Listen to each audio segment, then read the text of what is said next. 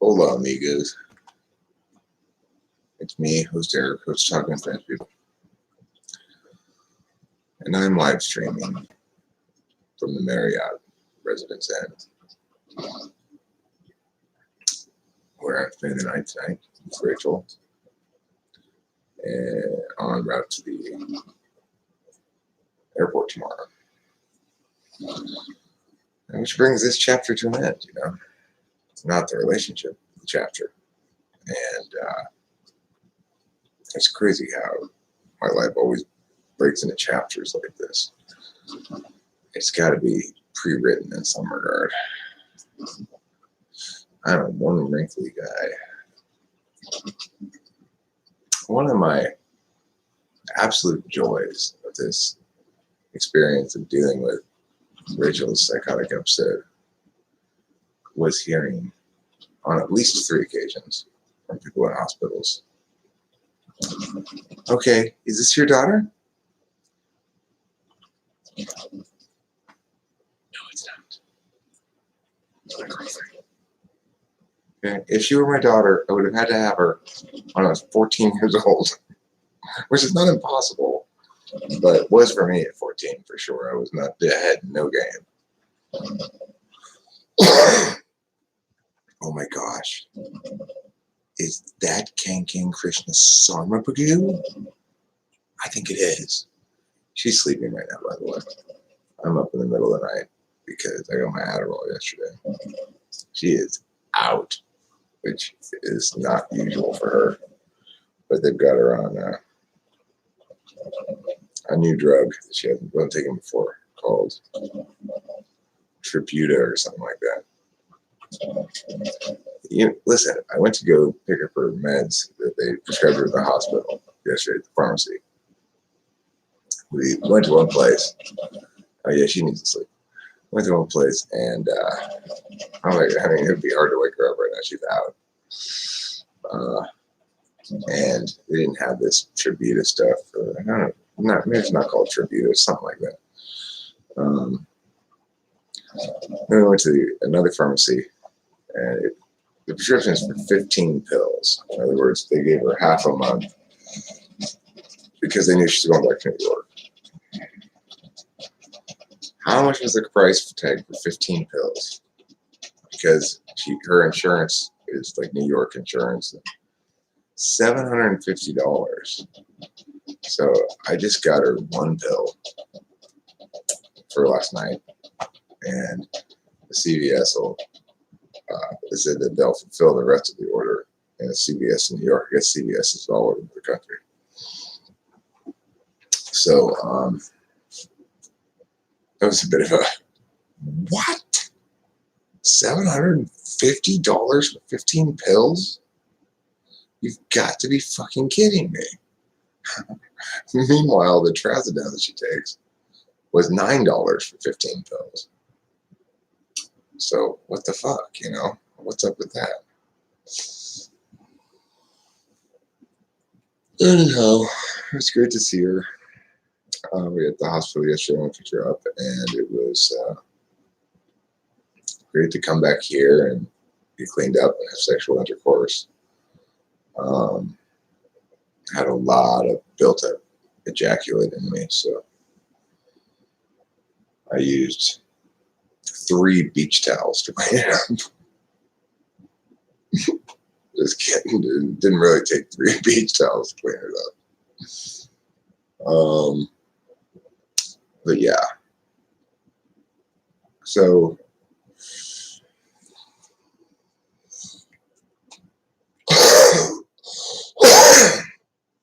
our flight leaves at. No, I'm not sad actually. I'm happy. I'm almost ecstatic about everything, because it's perfect. I was trying to get a girlfriend, and I got one who came out and lived with me for 3 months. And then instead of the relationship ending, she had this freak out that compelled me to move back to New York. which is the best thing possible right now. We're solid. Rachel and I are rock solid. So I'm not worried about it, and the things that one might normally be worried about with a long distance relationship. And additionally, now I'll be able to be more focused on my parents. And I mean, I'm just, until my mom dies, is not really a great time for me to have a local girlfriend, you know.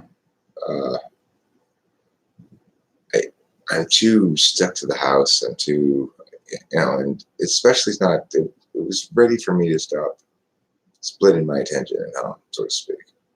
So it's great that it all worked out the way it did, because I could see this relationship having been eventually stressed by the circumstances at my house enough that Rachel and I might have mistaken problems with the circumstances for problems with the relationship. Fortunately, that didn't happen because she freaked out and forced my hands, you know. That's great.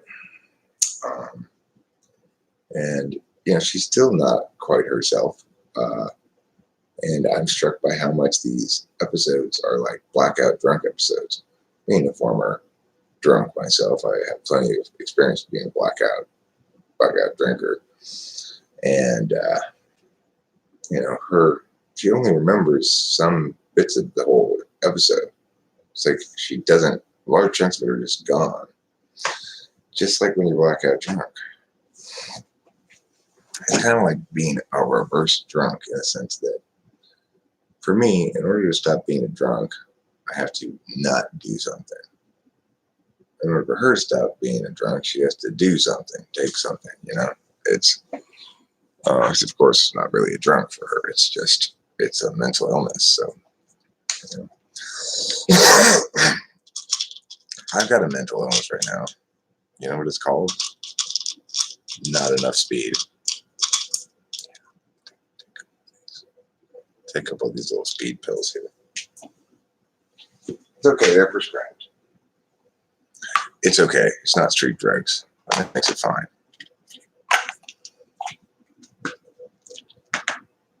Cloud, my polar FI is treating me absolutely the most sultry-like fashion, with deep sensuality and moist touchings all over the place.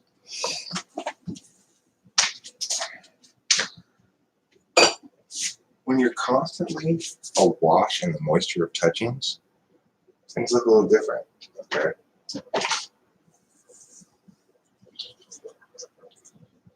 And if I am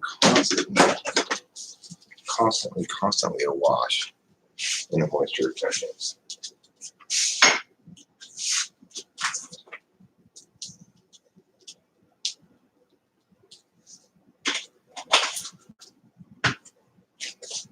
and that's why they call me Constantly Constant Constantine.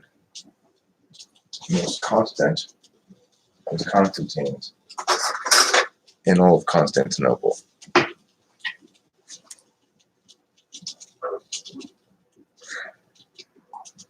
You must become successful so girls will be all around you. I have girls all around me.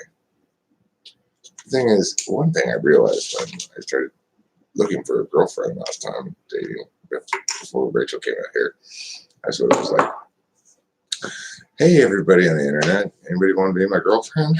You know? And the reality was that caused distress for people. Like, there were a couple people I talked to and stuff that didn't work out, and it caused them a lot of distress. And that caused me a lot of distress. I hated it. I hated dating for the 5 minutes I was doing it. I mean, the problem, Cloud, is I'm too desirable as a mate.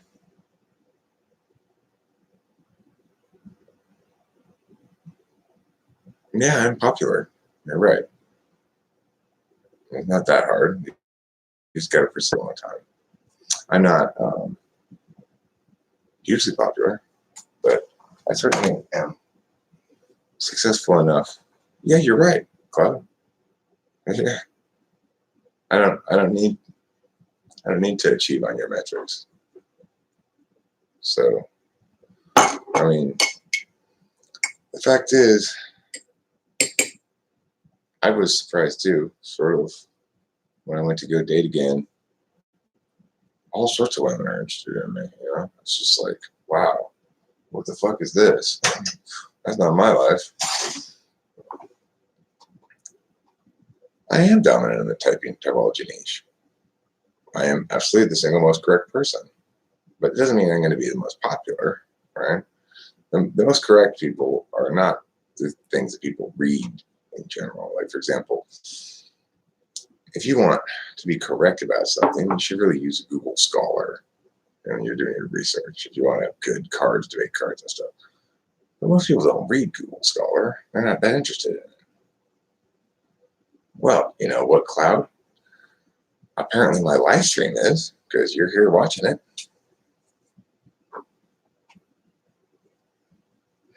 I could kick that out myself if I want. Hi, Lucy. So, Cloud, come on. You can do better than that. Come on, you just slapped you around the room all night, did you? I see. I think cognitive personality theory guy is great. I think he really knows what he's talking about. I think he's probably the second most knowledgeable person I've encountered on YouTube about it, besides myself, of course.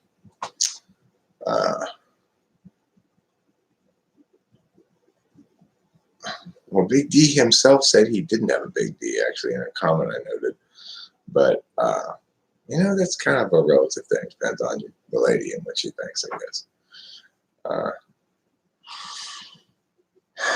Big D is the one who wrote a comment about INFJs and ESTJs, and I made a video based on his comment. Why are there not so many videos on ESTJs versus ENTJs? It's a good question, Curtis. Maybe I should make one. That's good coffee. Hey, man, I got good news for you. Coffee with? Fuck yeah. Fuck yeah. Let me tell you, Rizmus, this is exactly the right time for this, because I'm putting Rachel on that plane.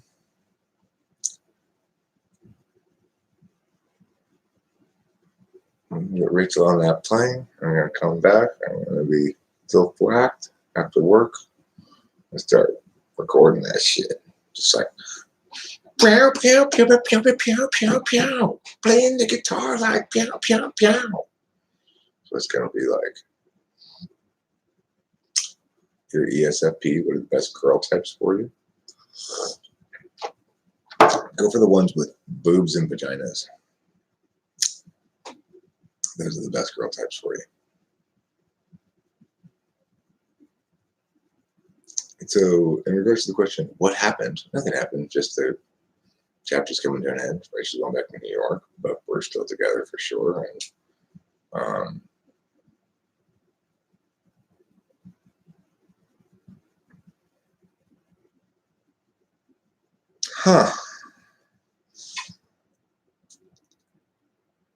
well, it's definitely true for TI and FI, because the continuum is interest, right? Like a disinterested calculus is TI and interested calculus is FI.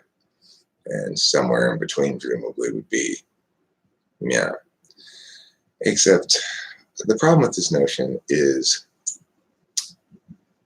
it's not a sliding scale metric. Like, for example, you're either using TI or FI.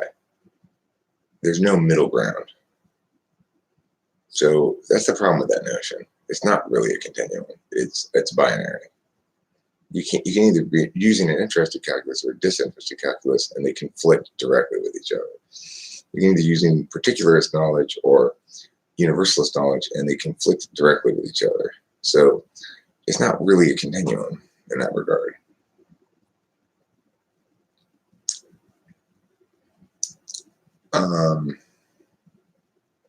Well, see, TE and FE and SE and NE are, they play it a little differently. It's like the two kinds of actions, though, similarly have a conflictory thing. Like, if I'm pushing forward what I've decided to do, then I'm no longer musing about possible things I might do. If I'm musing about possible things I might do, then I'm not pushing through and doing what I've decided. So in that regard, it's still kind of binary exclusive. But with TE and FE, they're both solvency metrics. So it's just different strategies of solving. You're either solving via social stuff or you're solving via non-social stuff. Third slot TE. Well, third slot TE means that a person feels a great deal of satisfaction in the processes of creation. Like, I know an ENFP who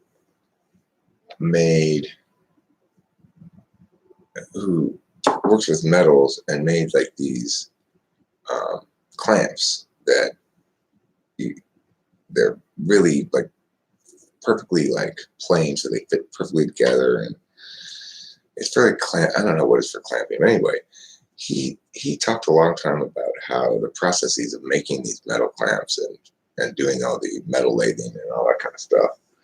I take an ENFP like Sauce. He's into welding and brewing beer and a bunch of other like shit like that that's kind of like hard to do.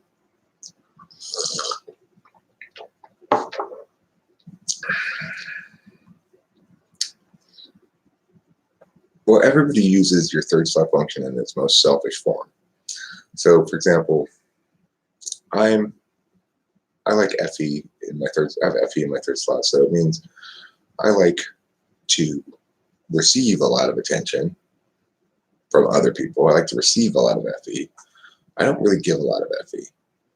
You know, for example, the other day I made a video about personality theory guy, cognitive personality theory guy, and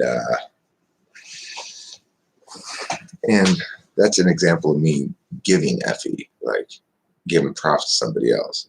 But that's the stark minority, right? You know, usually I'm putting stuff out for other people to give me props about, and that's how everybody's with their third slot. Like Rachel values fairness as an absolute value, but she values it most as an absolute value for herself. She doesn't want anybody to be unfair to her. She's not necessarily going to always be fair for other people. If you've got third slot TE, you want it for yourself. You're doing TE shit that you like.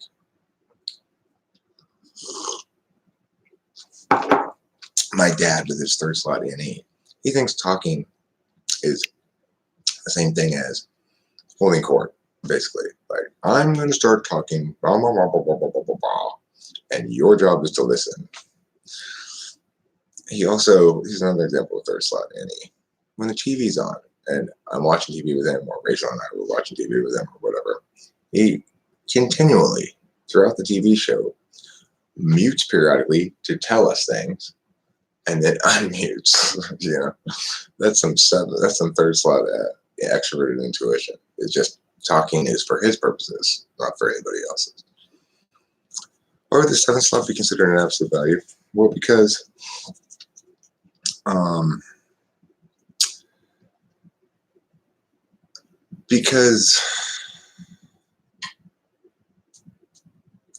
you're so bad at it that you can't use it instrumentally, basically. Like, I had a moment of instrumental FI, so to speak, when I felt really sad about that. I thought that Rachel had run off from the hospital and got wandering in the streets. She hadn't actually left the hospital, and she wasn't wandering in the streets, but I thought she was for a while, and it made me very, very sad. And that caused me to realize and like to reference my FI. Okay, remember what's actually important to you here, and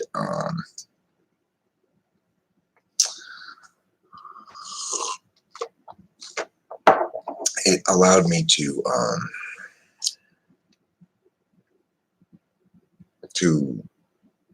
change my priorities to be less selfish, basically. But that's the exception. Most of the time, FI is just there for my enjoyment or lack of enjoyment. For example, last night it was really nice to lie down with Rachel and play a little FI time. Although she took those pills, and with that new pill, she was like, once we lay down in bed to go to sleep, she was just like, boom, out. So, fourth slot lease. Well, okay. So here's the thing about fourth slot. There's some misconceptions about it in general. Half of fourth slot is an absolute value, and half of it is what you'd really call a delegatory value. So, like, the kind of SI that is an absolute value for me is real-time SI. That's the furthest away from my dominant nature as possible. So it's my most relief function. When I feel like I need SI relief, I don't delegate that to anybody else at all. That's all me. It means I want to go take a shower and say, right.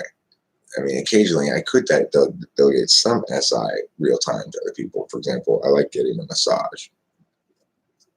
In that sense, I'm delegating to another person. But the SI that I really want to delegate is the metaphysical SI, the keeping track of schedules and shit. So if your fifth and fourth both have half absolute, half instrumental. On the fifth slot one,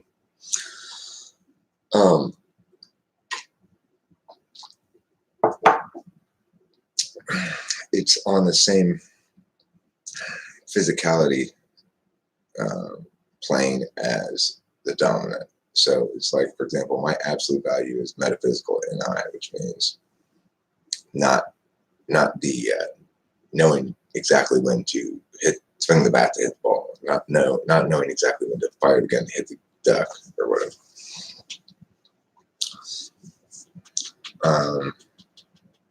That's the physical aspect of NI. It's not an absolute value for me. It's instrumental only. But the metaphysical aspect of NI, the determinist quality of things, and what you might call synergy, the mechanics of synergy, that's an absolute value. And that plays out in actual playing out as holding other people accountable to the truth. How does fifth slot SI behave? So fifth slot SI, then, the absolute value is going to be the same as the dominant function SE, which means you've got physical SI being an absolute value and metaphysical SI being an instrumental value. And in that regard, you have the same relationship with SI as I do, except in the fifth slot, the absolute value is stronger and external, which means you judge the external world based on whether or not they keep track of their shit and manage their own affairs and make their appointments and stuff like that.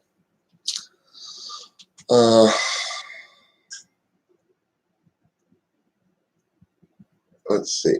Okay, so I want to go outside and smoke a few hits off a cigarette right now. And I'd appreciate everybody here if you can chat amongst yourselves briefly. Like that. Then I'll be right back. Okay. So please chat amongst yourselves. And if anybody comes and says, hey, where's Eric? Tell him I went outside to smoke a cigarette.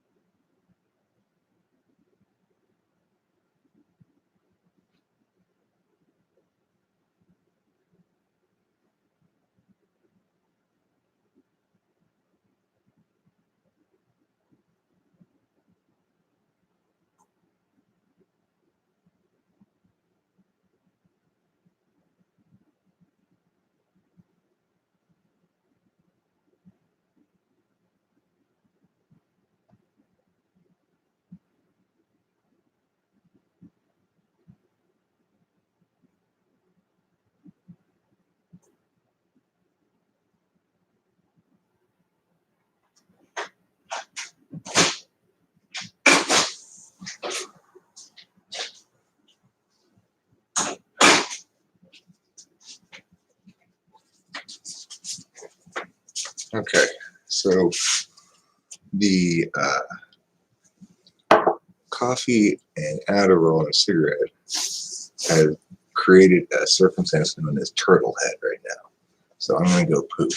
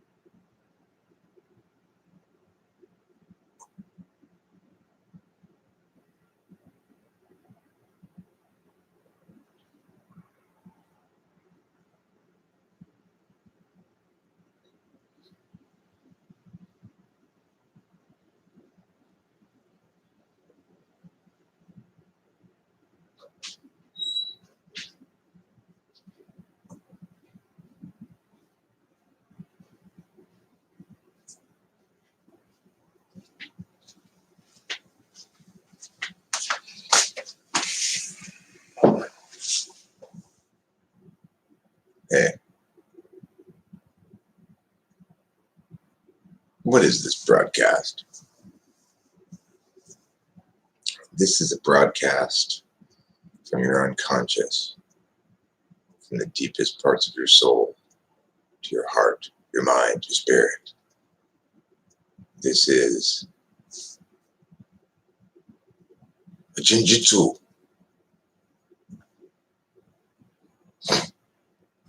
Don't interrupt this. It's fine.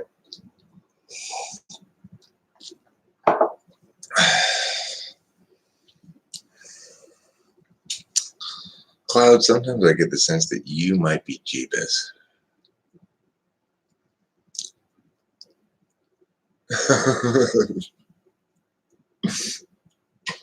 was that turd was touching cotton?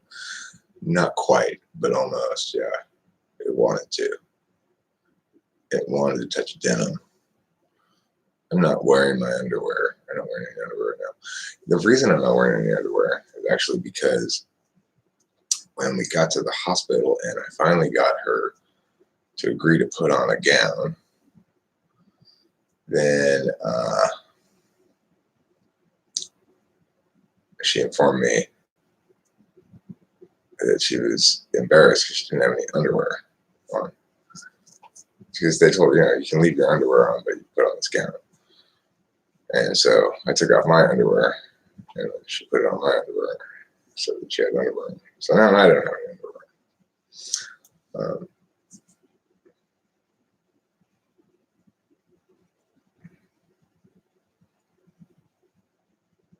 2 connais cette personne qui s'appelle nuage.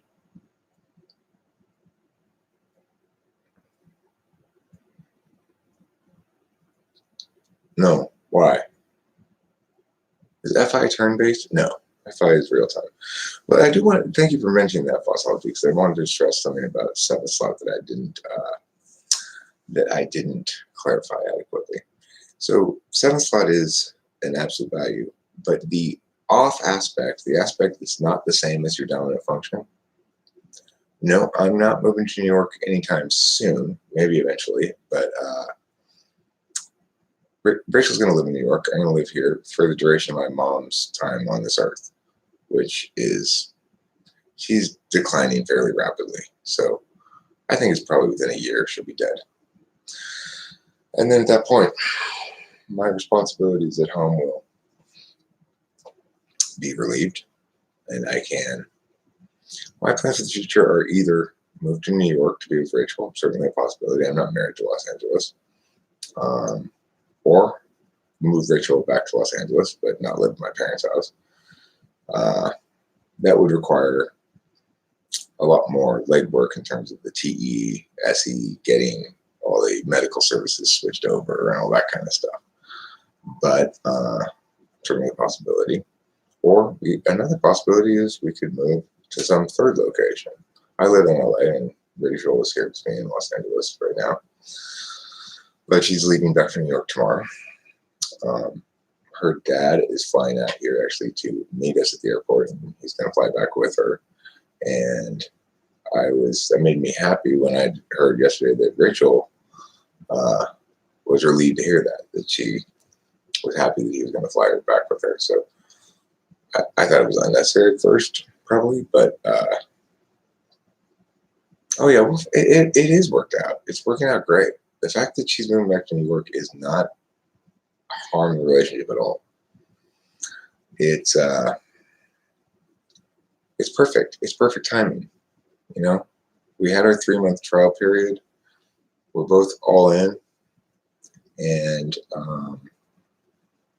now she sort of forced my hand such that we have to live separate for a while, and that's what needed to happen. You know. So anyway, the great thing about, so let's talk about FI 7th, but any 7th slot.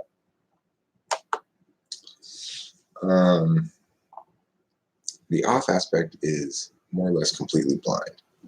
So I get FI real time as an absolute value. I like to feel things, yeah, or I don't like to feel them if they're bad. But I really just don't understand at all FI across time. FI on the metaphysical dimension. It's FI's non-native aspect. It's my native aspect, metaphysical, but my tool function's native aspect is also metaphysical, and it's the thing that means I just cannot understand the metaphysical FI. In that regard, it's not, that's another reason why you might say it's not really on a spectrum, because as soon as you have something as tool function, the other way of doing that becomes almost blind to you. When I talk about all this, is that your NI? Cloud, as an ENTP, when I talk about all this, it's a combination of 3 things: NE, NI, and SI. So when you write that question, I start talking in an answer before I really thought about the answer at all, just because I'm an expert intuitor and I just roll off of whatever's in front of me like that. But when it comes to providing you the correct answer, if it's something that I already know, then I just access it by SI. It's a simple, straightforward thing like, what does ENTJ have in the 6th slot? And I'll go NE. That's SI right there. I didn't have to figure it out. I remembered it. If you ask me something that's a little more complicated, like, what's the conflictor type for ENFJ? Then I have to figure it out. I use TI. I go, okay, let me think about this. So, okay, ISFP is my conflictor type. I start there. It's still an analogical reasoning, basically. Okay, so ISFP is my conflictor type. They got my polar in there first. So who's ENFJ's conflictor? ENFJ's polar is SI. It's going to be SI Dom. And then let's see. It'll be 8th slot in a second. So it was 8th slot ENFJ is T, so it's going to be SITE. ISTJ is the conflictor type of ENFJ. That's something I have to figure out with TI on the fly. But most of the stuff that you're talking about, I have either, it's more NI type things like, why is it that Nya can't do Nya and Nya? That's kind of an NI question. Like, well, it's because the way this thing works.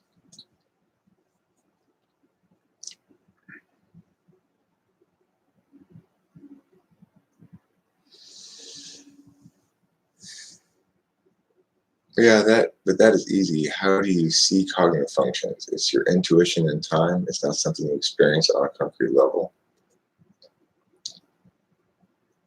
It's a kind of an odd question. Let's see. How do I see cognitive functions? Well, I see them as ways of being, namely ways of paying attention. And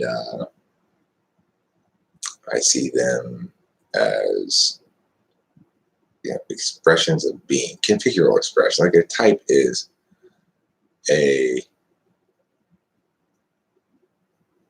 well, like I just explained, Cloud, in some circumstances it's SI, in some circumstances it's TI, and in some it's NI. So, for example, in this instance, I'm using TI to correct you. No, it's not all the same, quote unquote. There's a distinction to be made, and here's the distinction, and here's why the distinction has to be made. That's using TI. The fact that I remembered your original question, just that basic thing, well, that's SI. If I want to answer a question that is really familiar information, I'm just pulling it up, it's SI. If I'm giving you the truth, like I am right now, that in fact intentional manners are ways of being, and that prioritizing the truth and what's determinate in the question is in fact, you're right, a way of being via NI. But as an extroverted intuitor, I tend to present a lot of different frames on things. They're almost never in contradiction with each other, but they're not always complementary. So in the sense that sometimes I'm dismantling my own truths, I'm using extroverted intuition. In the sense that I'm sometimes remembering truths, my own or otherwise, I'm using introverted sensing. To the extent that I'm collapsing multiplicities into singular truths, I'm using introverted intuition.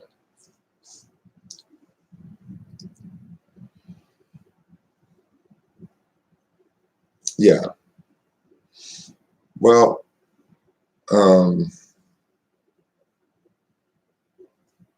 I don't mind Cloud's questions. They're interesting enough. Give me things to talk about. I only recently decided on my type, so that threw me off balance. French, you mean? You recently decided to become French? What is superego? Okay, well, according to Freud, you can taxonomy the human consciousness into four things: id, ego, no, three things: id, ego, and superego. Id being the baser desires and appetites, ego being the affect or the self that you want. Oh, that's bullshit, Cloud. That's just bullshit. So when you say your ENTP is your superego, that's a socionics choice of referring to certain blocks of functions as superego block or ego block. I don't mind the ego block designation for 1, 2, because at least it makes sense with the Freudian definitions of ego, superego, and id. Superego block doesn't make any sense, and if you were to say what your superego functions are,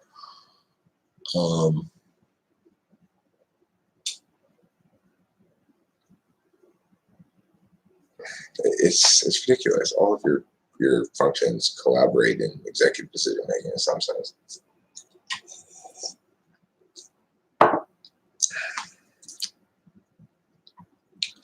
Yeah, but I have this strange feeling for all ENTPs. I can't get you. I wonder if that applies to everyone.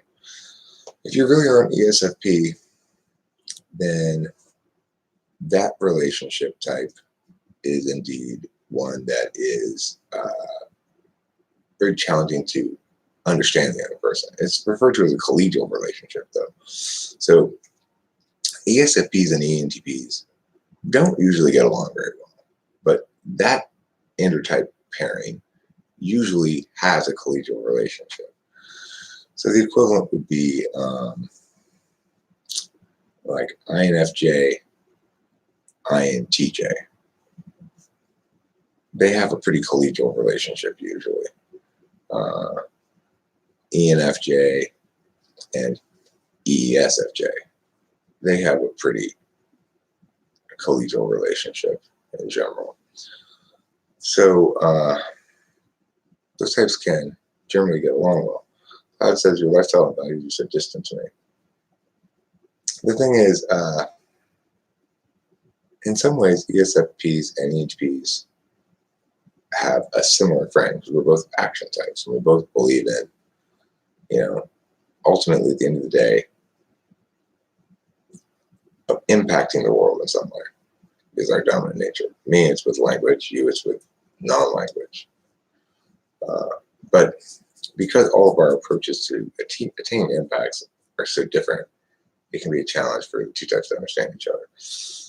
The biggest challenge for the ENTP, from the ENTP's perspective, is the ESFP is engaging the ENTP necessarily via TI stuff, but the ESFP is blind to TI as a metric. Similarly, the ENTP is necessarily engaging to some extent FI stuff, but is blind to FI as a metric.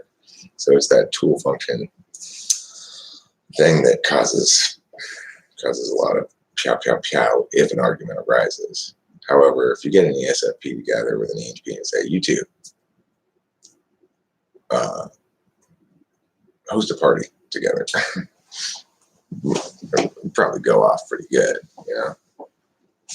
You throw an ENFP and an ESTP in there as well, and you got yourself a quad of action types, and you probably have a pretty damn good party. The ENTPs are bohemians, artists. It takes a village. I like our ENTPs, and I have two in my life. Well, thanks, Winston's mom. I hope I'm one of them. I have this theory that introverted types get energized, hyped up when using their tool function to solve stuff. I wonder how it is for extrovert types that naturally have higher energy.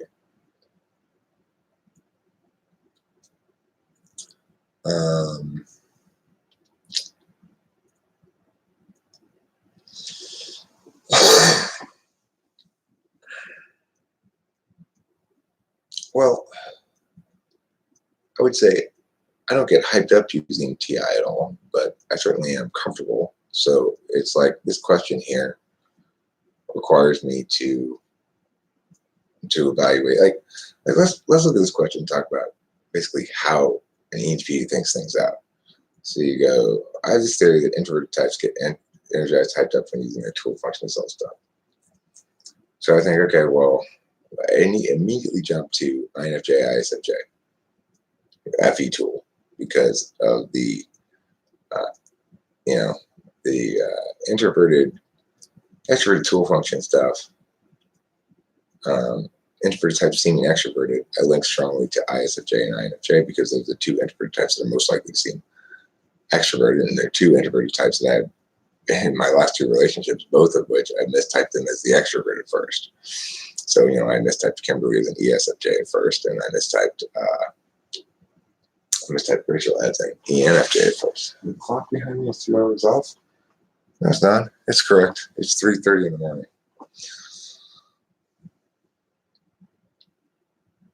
Oh, I see. 2 hours behind you, not 2 hours behind what it should be. What does happen in the future at 5:28? Does the sun come up? Let's see. ENTPs are easy for me to love. I tease them a lot. It's perplexing how they can be so cool when shit hits the fan and sometimes laugh at it. So I can't date them ever. No, this is, we are at the Marriott Residence Inn tonight. Pretty nice. Pretty nice little place. It's got a king-size bed and couch and TV and everything. And this is a little kitchen area that it has in here. It's kind of a weirdly laid out hotel room. The light switches are in strange places for some reason. It's like, why is this light switch to this room over there, over here? You know, it's like that kind of thing. But comfortable, clean, nice. Seems like a new place, you know, relatively new place, which means it's got like those plugs you can plug your phone into directly.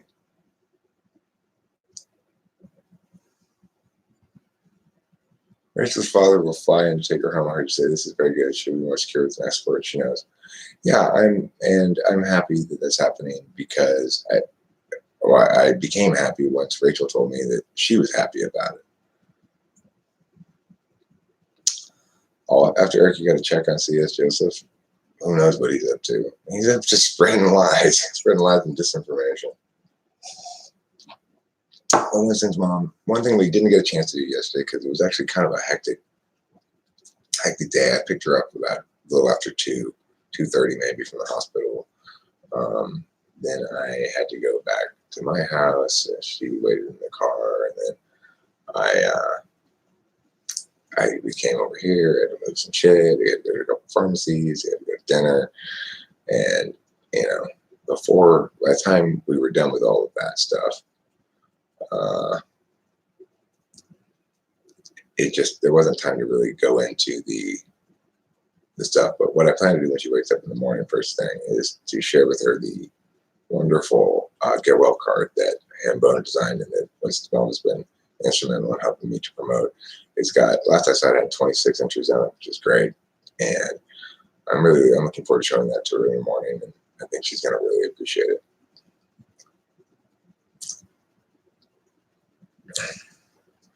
INTPs won't benefit from formal education, unlike INTJs, so INTPs won't make good psychologists. Why is it the case that formal education is a better way to make a good psychologist?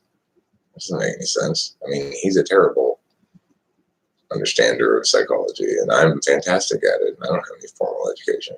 I did teach high school psychology class, though, before I knew anything about it at all, really.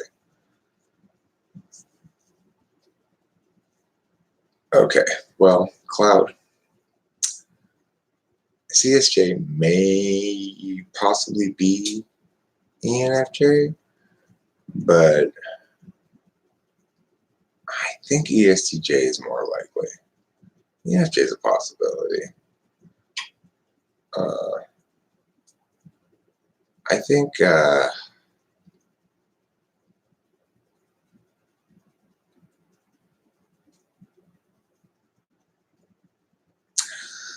she's actually, Winston's mom, I appreciate your advice here. It says, I care about Rachel at this moment. She's ill. Keep an eye on her, okay? When she's away from the hospital or psyche may try to fool her into thinking she needs to get away, stay close. Yeah, I'm aware she's not quite herself. And at the same time, she seems very stable. Like, we're all on the same page. Her dad, me, and her are all on the same page. We're all happy about this ultimately. This was good,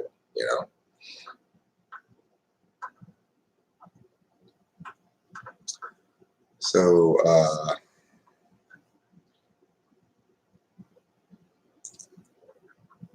she's not going anywhere. But it's like yesterday when I did have to leave her here briefly to go get my mom into bed and then come back here. This hotel is pretty close to my house. I wasn't worried. I said to her, hey, stay here, right? You're not going anywhere, right? She said, oh yeah. She's so on the same page with us all that I'm not really worried about it.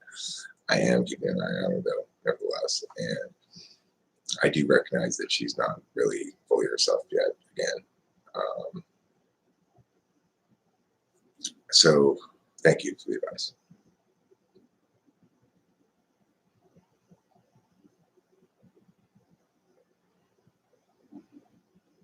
He said, if women can have the right to abort, men should have the right to abandon. Who said that?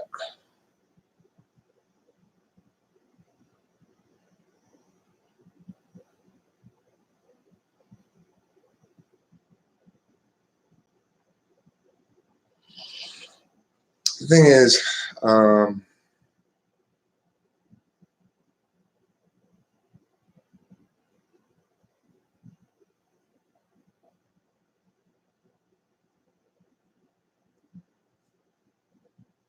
I don't think you're harshing my buzz. What's the phone?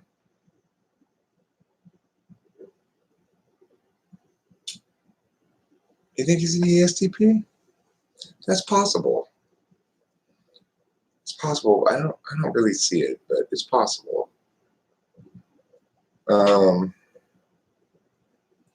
C.S. Joseph, I'm quite confident is not an ESFJ. Saving Rachel is our top priority, for sure. I hope you resolve your problems. I just don't know if you're trying hard enough to resolve my problems. What problems?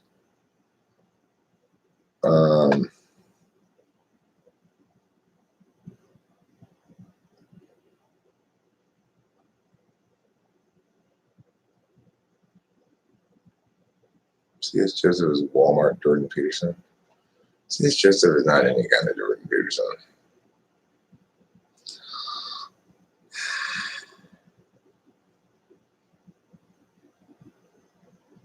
He's very much like the ESTPs and my husband who professionally types.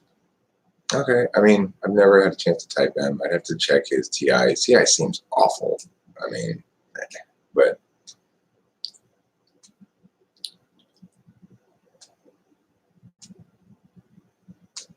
problems that you talk about on live streams. Like what? Give me an example. I don't feel like I have any problems in particular.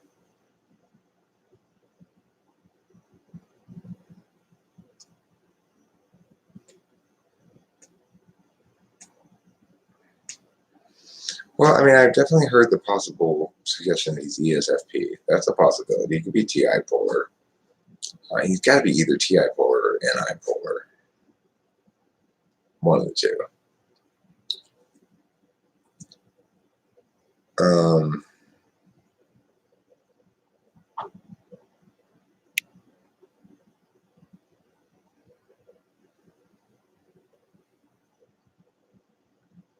The thing is, I'm Christian. I consider myself Christian. I call myself Christian. I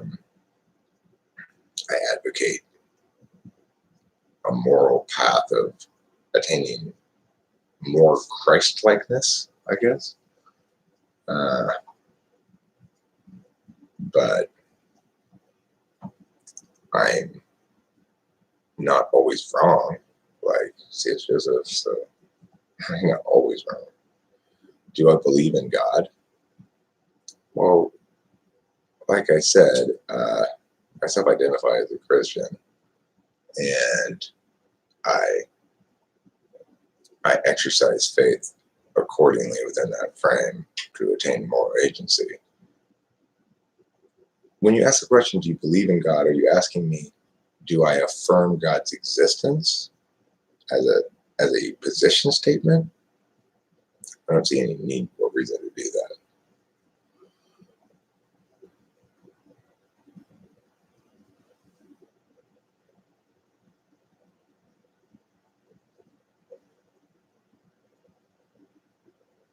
He does not have NI, or he did not read Paradise Lost. I knew immediately. And what type of talk about a book they haven't read? I read Inferno and part of Purgatory. As a Christian and a debater, what's your opinion on people like Christopher Hitchens? Frame locked? You know, it's as simple as that. Frame locked. They're experts within their own metric, and they just never question whether or not it's the appropriate metric for a given thing. And it's basically like Christopher Hitchens is definitively opposed to synergy as a notion. He wants everything to be collapsible, reducible, deductively reducible, but it just isn't. And so, you know, the thing about anybody who opposes religion and who's like an ardent atheist is they're all making the same mistake.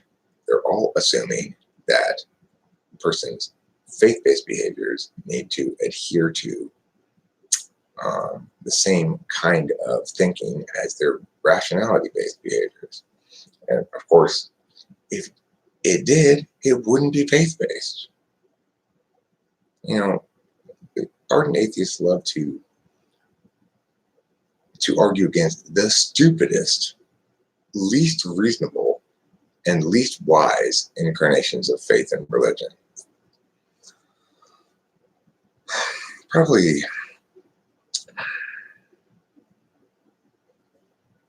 an INTP or an INFP or an ENTP.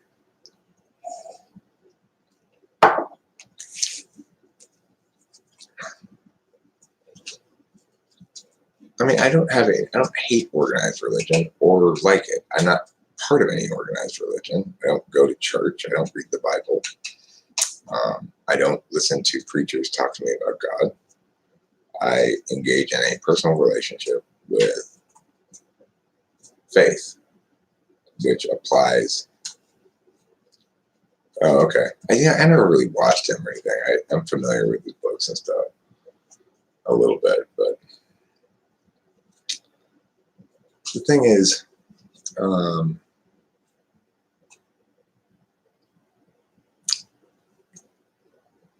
people need answers to fundamental ontological questions that there are no answers to, and they will come up with answers to them if no matter what.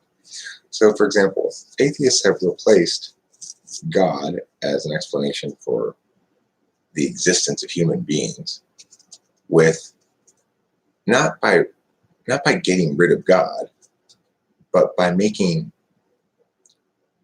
the abstraction of one's genes into God. Like, well, the reason we're like this is because our genes wanted that. It was best for our species.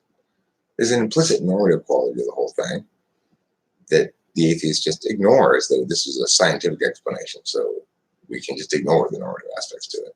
It's absolutely a religious answer to say that we are how we are because our genes have perpetuated certain qualities that are desirable and certain qualities that are not.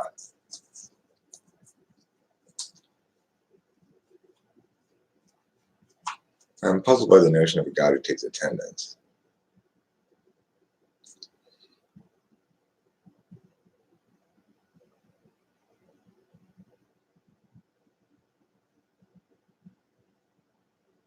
I think if God existed, he would never ask us to do these phony FESI rituals.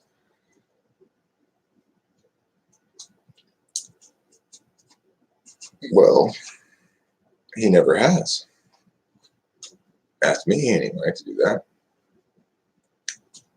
So I guess that doesn't affirm the antecedent to your conditional, but nevertheless.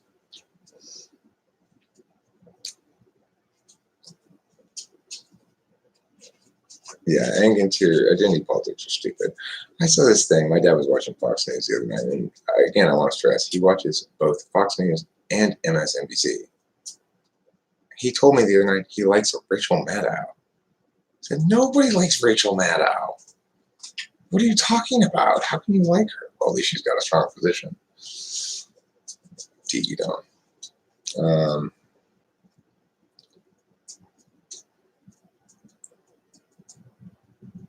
I was talking to my son in IHP last night. I learned that not one can multitask on the computer. I can have 5 screens open to still parse information, take notes, and communicate. Do you all do? No, I can't multitask at all. In fact, when a new chat comment comes in, I lose my train of thought from the last one I was talking about just completely. I realized later, like, I never answered that question. I started to, and then I got sidetracked. I have to have one thing in front of me only. Like, especially it's true with audio stuff.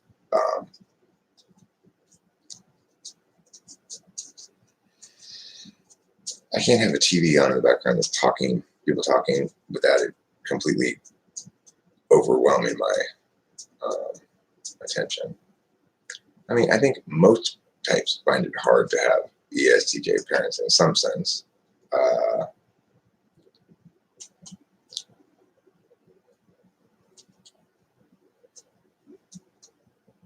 Like they're assholes, they're dicks. But that doesn't mean they don't care a great deal about people. And like my ESTJ dad is amazing. He's an amazing guy. he's incredibly decent and smart. My dad's not dumb at all. My dad is not dumb. Now, he is bipolar, but that does not mean he's dumb. Do I think you're an asshole? No. I think you're what's known as the sassy pants, I believe. They're really quick, and they're, you don't fuck with them, because fucking with the ESTJ is dangerous.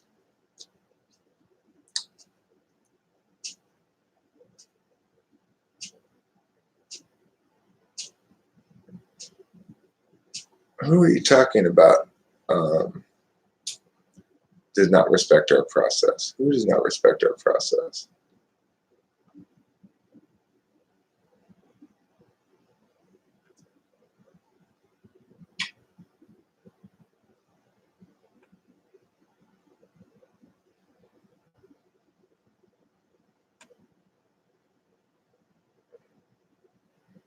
So, well, ESTJ is really trapped in their own experiential knowing. They have an SI tool. And so my dad will believe the new NI truth is whatever he experienced recently. And nothing ever seems to terminate. Like, he must have gone back and forth about whether we're taking my mom to Hawaii 50 times. Today was a good day. Mom went smoothly. You know what? I think we can take her to Hawaii. The next day, bad day. Well, with no way we can take her to Hawaii. Next day, good day. I think we can take her to Hawaii. That's NI-polar. There's no sort of, it's like whatever your experience is, that's what your experience is.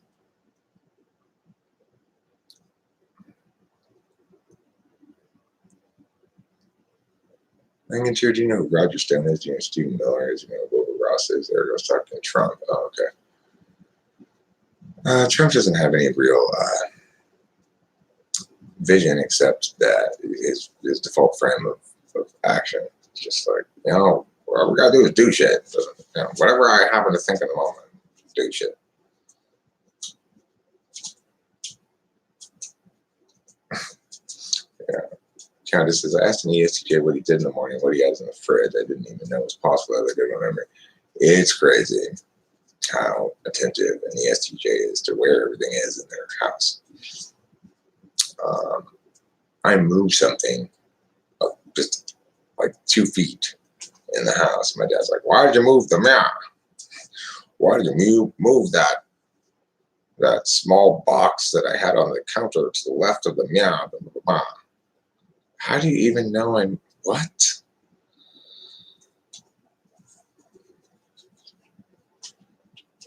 Yeah, well, I mean, this is the problem with Trump, is he's dismantling the habits of democracy. He's dismantling the mechanisms, checks and balances, systems and protocols of a citizen democracy. And it's a fucking travesty. When I become president, I will restore those checks and balances. I'm not interested in empowering the president any further. When I'm president, I will disempower the president, the office of the president. Yeah. Hi, Dolan. We're talking about poo. I've got something all over my face right now. This isn't my natural skin tone. It's a lot whiter than this.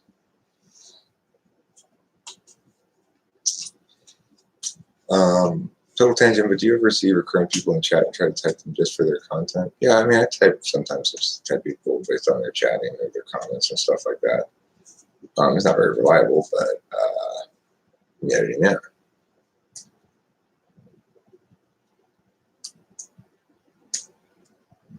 The interesting thing about my dad, as I mentioned before, he has a PhD in philosophy, which is not what you'd expect for an ESTJ. And by the time I was 16, he couldn't talk philosophy with me anymore because by the time I was 14, probably, I'd run circles around him. He couldn't ever answer my questions. When I was young, he talked to me about philosophy, and I keep asking questions, and he was able to answer them. At a certain point, I started asking questions he couldn't answer. And I had to take over the philosophizing myself from that point forward.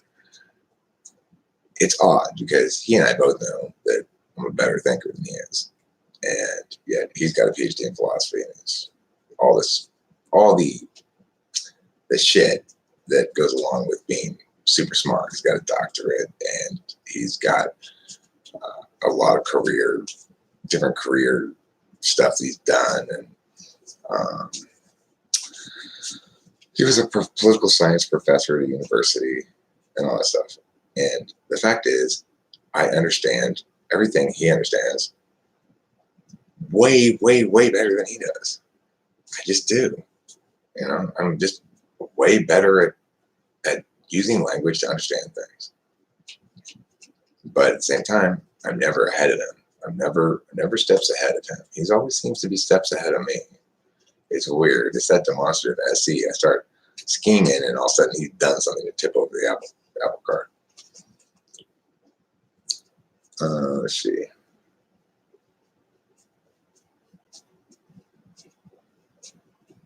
You know, like he told me this story from just the other day, the story of the INFP psychologist at work, right? That had to be 30 years ago that he did that, but he remembers it, all the details. He even remembers some of the people's names, you know. What was her name? Oh my gosh. Julie Flanagan.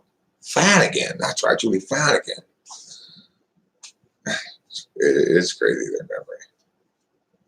And I've never seen my dad more defeated, actually, than when he came out to scold me for throwing away these stadium seats because he had forgotten that he had told me to throw them away. Now, that's what he ended up concluding because he tried to think back to the occasion when we were discussing it and he couldn't remember it. Probably what happened is he didn't hear me because he's completely deaf. And he answered anyway because he doesn't like to say, I didn't hear you. So that's probably what happened. But he concluded that he had forgotten that he told me that. And I'd never seen his face look so, you know, I'm getting old, Eric. I barely even remember 89% of the details of that small conversation we had a few days ago.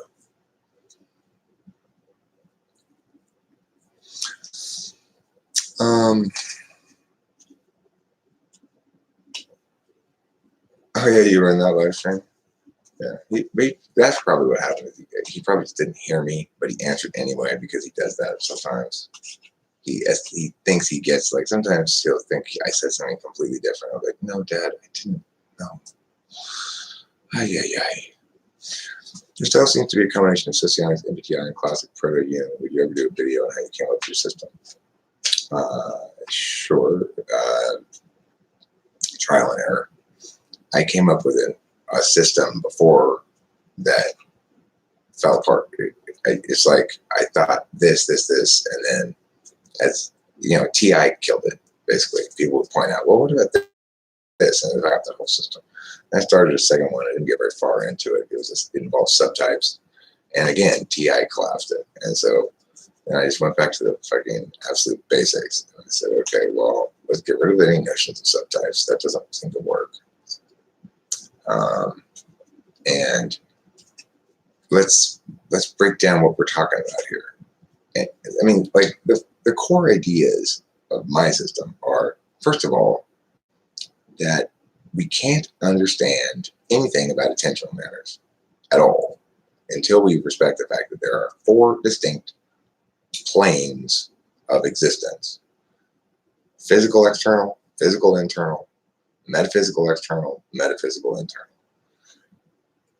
So we have to begin there. And the problem that Socionics has is it doesn't begin there. It doesn't make a distinction between metaphysical and physical types, functions. It doesn't make a distinction between the fact that implicit in those different fields is the reality that there are 2 manners of understanding time, more than 2 really, but conditional time or ordinal time doesn't require any actual time, whereas progressive time or linear causal time does. So until you set up the groundwork right, and these things are just basic facts. I can feel inside my body. I can feel outside my body. I can think inside my head. I can say words out loud to you. These are basic facts, indisputable facts. Some kind of time is conditional and some is causal. Indisputable fact.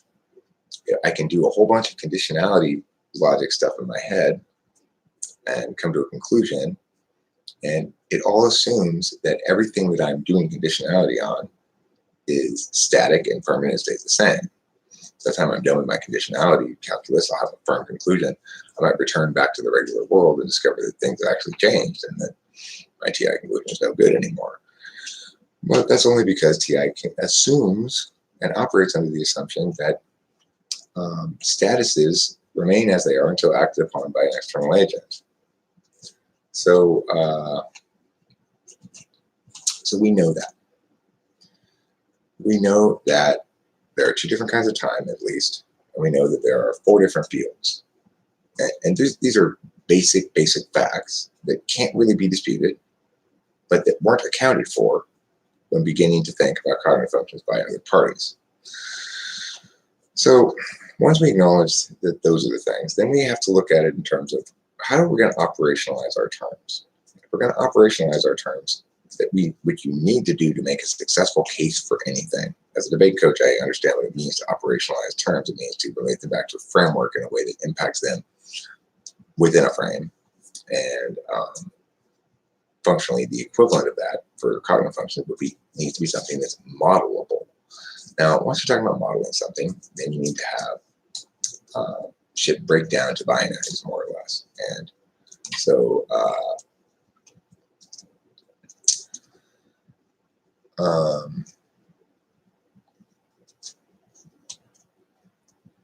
so we think about, okay, well, there's information, there's an agent put information, agent get information, agents receive information.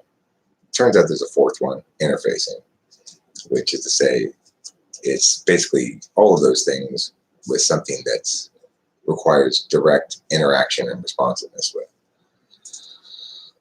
So then you establish, okay, we got 40 kind of functions: knowledge, deliberation, interface, and action. One of the other problems that people have had in the past is they say, okay, well, we've got TI and TE. They're like opposite sides of the same thing. No, TI and FI are opposite sides of the same things because they're both deliberation functions and they're opposite sides of the same idea, calculate according to either interest or disinterest. So the reason people get confused a lot in their understanding of functions is they get that thing wrong. They think TI and TE are opposites of each other. FI and FE are opposites. No, TE and FE are opposites. TI and FI are opposites. And opposites is the wrong word. Additionally, what it determined is that a big problem with the existing models was this notion of strength and weakness, that you can describe functions and their placement in the stack by referring to their respective strengths and weaknesses. Dominant is the strongest and this is the weakest. And it doesn't work like that because there are different kinds of values. In other words, implicit in all of human endeavor is the notion that we have instrumental and absolute values. Some things are only valuable instrumentally, and some things are valuable implicitly to us. And the different people have different instrumental and absolute values. So it was really like determining what relevant factors do we need to actually account for before we began doing cognitive functional thinking, if we were going to make a good case that's defensible and that can be modeled. And then the last piece that was necessary in order before I could really start thinking about cognitive functions properly was to determine the prime directive. If you're going to model a system, you need to have a prime directive in that instance. So what are all these cognitive functions serving ultimately has to be something that's universal to all parties, regardless of their stack. And the idea that people are driven to close the gap between expectations and realities is a perfect prime directive. So now all of a sudden everything falls into place. And the problem anybody else who's taking another approach to the thing runs into is they can't answer my questions. And I can answer all of their questions. So why is it I can answer it. if they say, but blah, blah, blah, blah, I'll say, well, what about this and this and this and this and this? And they can't answer those questions. So, okay, first, last, your age is not subjective. It's objective data. Okay, so just tell us how old you are. 110? That's not too old. You're still welcome here.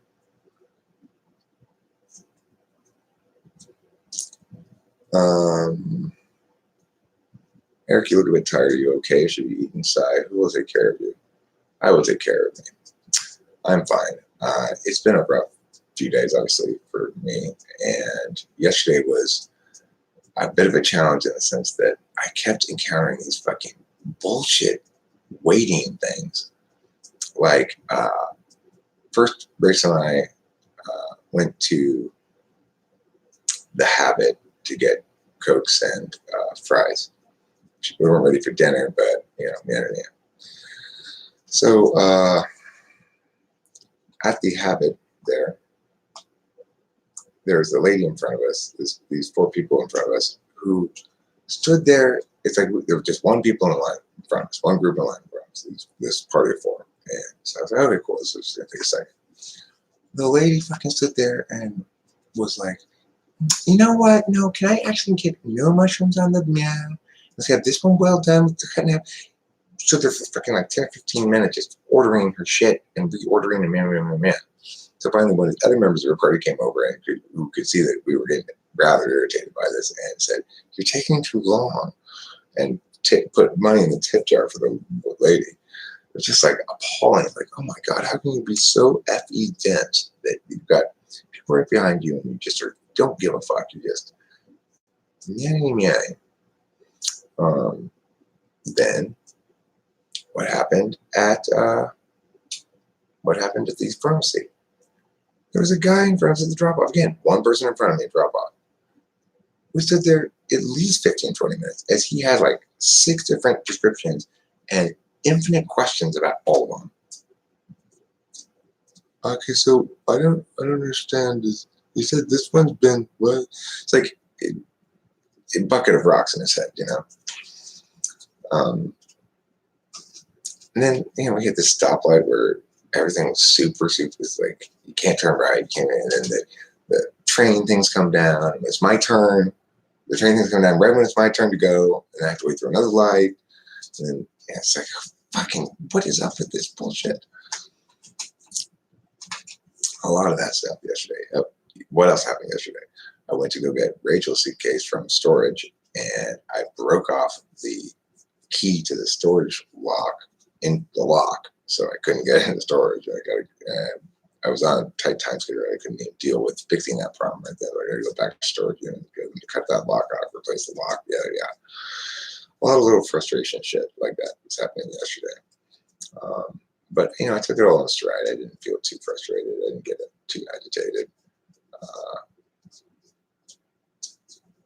I didn't want to be agitated around Rachel, although I started getting a little agitated in the pharmacy, which was just ridiculous. It was this dude who he had this like stack of prescription papers in his hand or something, and he's all tatted up like onto his head, but not on his face.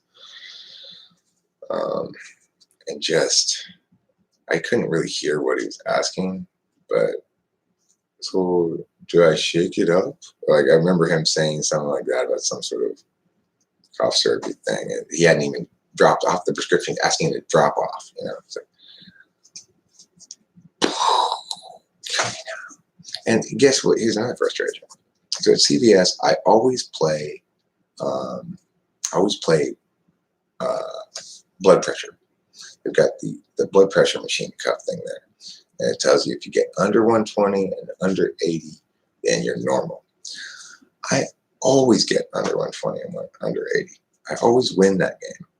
I always win the blood pressure game. And then guess what? Yesterday, I got heightened. I got 136 the first time I tried it, over 70. Then like the next minute, I got like 123 over 69. I got 120 over like 75 or whatever. but I couldn't get it under 120, and normal is under 120 and under 80. Pissed me off. It's like, what happened to my blood pressure? It was been perfect forever.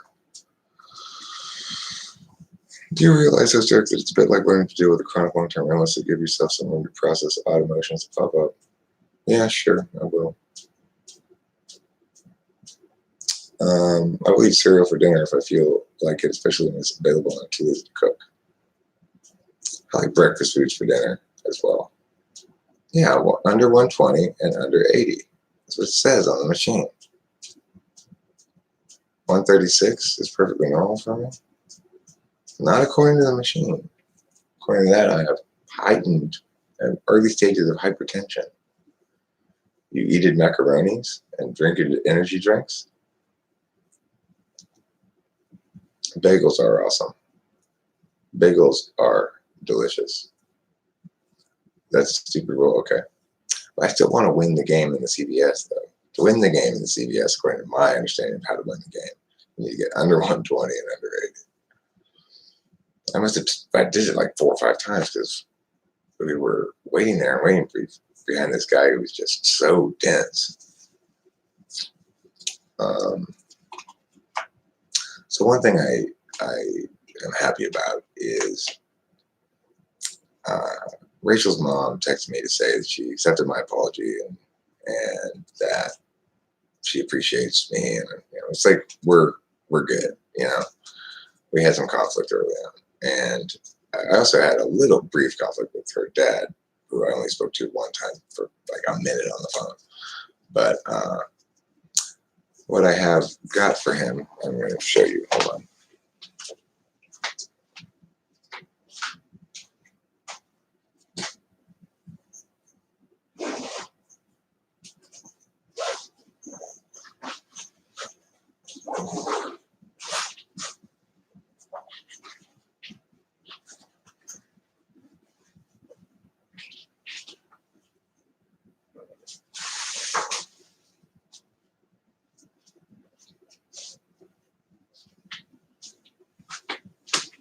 I don't know where I put it at the moment, but I got one of my Cuban cigars that my clients, the Philharmonic people, give me, and I put it in one of these bags here, and I'm going to give it to Rachel's dad as a present. It's a good gift for a man, like a peace offering. Here, this is an actual Cuban cigar from Cuba. Everyone's like, oh, if you. I was like that when my clients gave me Cuban cigars. I said, oh, cool. I never had one, because America's got this fucking stupid ass embargo of Cuba is totally counterproductive and pointless and hasn't done a goddamn thing except entrench the Castros as leaders in Cuba. The solution to authoritarianism is always more trade, more exposure, not less trade, less exposure.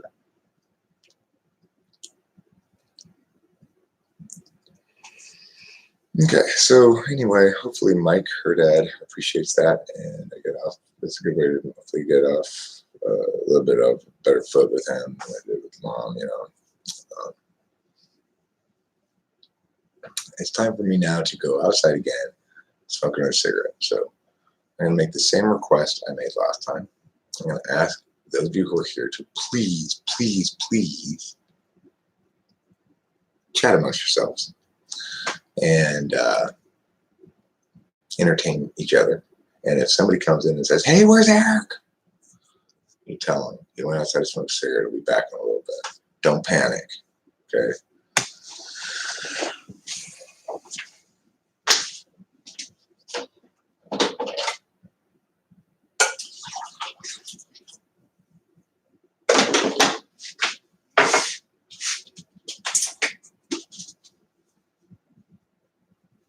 I brought my coffee creamer from home because, look at this bullshit. This is all the creamers they give you here. This is not enough creamer for even one cup of coffee.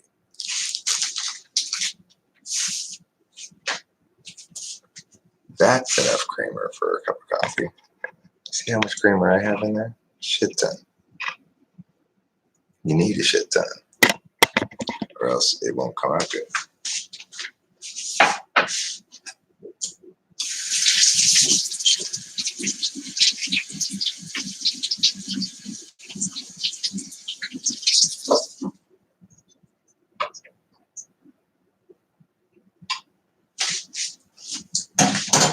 Now we're cooking with ass, as they say.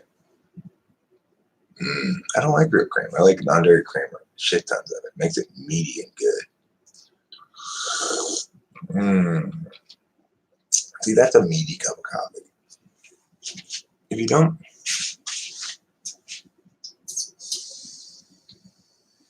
use non-dairy creamer powder, you don't get that umami thickness to it,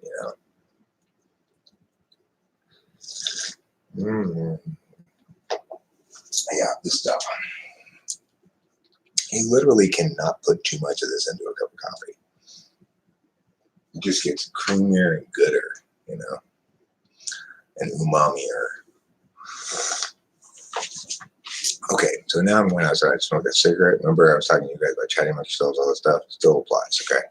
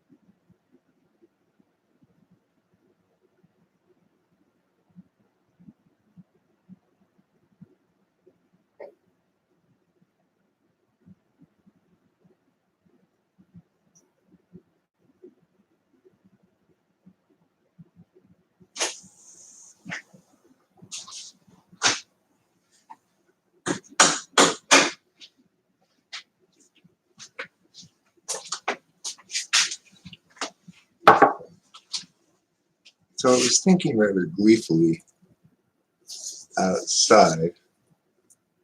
Hey, Clive, it's important to remember that social expectations regarding when you become or how sexually active you are all bullshit.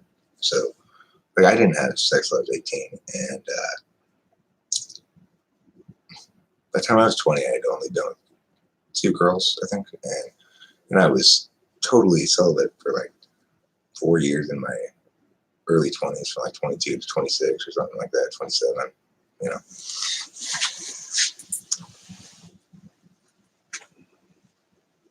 And the reality is that young people have a hard time understanding is that, at least from my experience, but from also a lot of people's experience, life gets really good as you get older. You know, like my life didn't get good until my 40s. Not really good.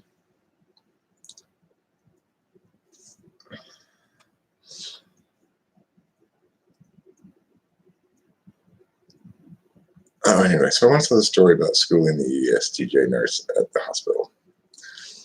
This is what ENTPs are for, and this is our purpose in the world, and it's a great purpose. I love having it. I love fulfilling it.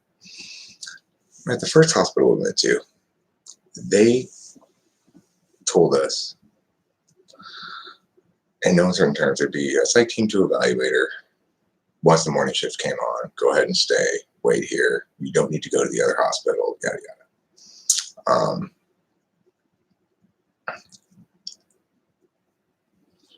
Well, that's true, first last. So then this ESTJ redheaded nurse who had already run afoul of me earlier, because I was in there in the hospital room with Rachel, and she was being agitated, and I said, I wanted to get her to lie down on the little examination table. She wouldn't lie down, but she would, but I said, well, would you lie down if I lie down next to you on it? And she did lie down, and I was calming her down, and I was patting her on the back, stuff like that.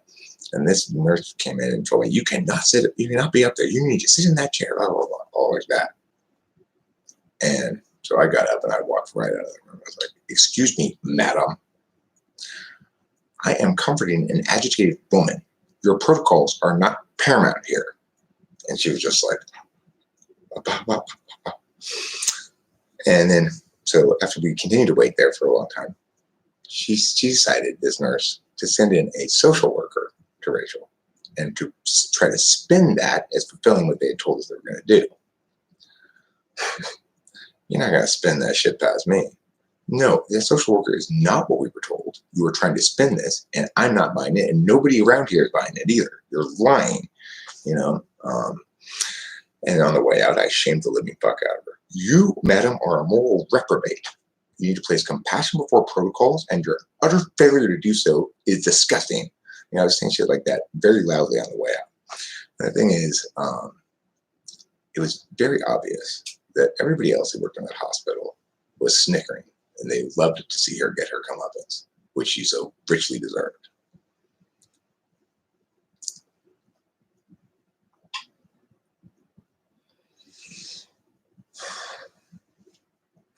You know, she realized on that occasion that there are some people you can't fuck with because they will hold you to account. And, you know, I guarantee you, she and everybody in that place is going to remember the colorful names I called her on the way out as well. I didn't curse or anything. I said things like, you ne'er-do-well, you scoundrel, you're no good, Nick. That sticks. Those are nicknames people start applying to Nurse Cratchit over there, you know. I want her to experience the consequences of her malfeasance.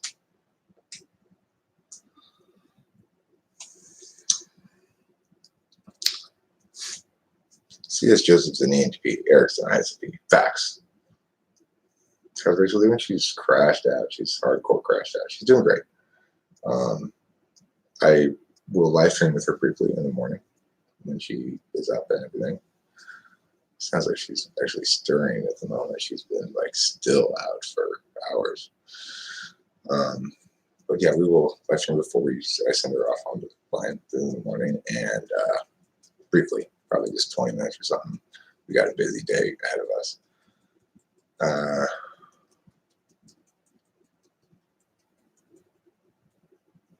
Yeah, did I say Nurse Cratchit? Nurse Ratchet is the name? Yeah, she was that. This short red-haired ESTJ lady that, what? No, first class, that's not why I'm an ESTP. It's because I say, don't forget to eat plenty of cheese, and eating is an action. That's totally SE. Yeah, she's doing great. Um, she's stabilized. She's not all the way better at the moment, but she's like somebody after a blackout drunk. She's fine, but really like ontologically disturbed, like unsettled, No, Cloud. It works the other way, according to CSJ. I become an ENTP when I smoke weed. It activates my innate. The only way I can get to my extroverted intuition is by smoking weed. Yeah. The funny thing is, C.S. Joseph, when he types me, he refuses to let me go on at all because it embarrasses him. It's like he plays a clip of me.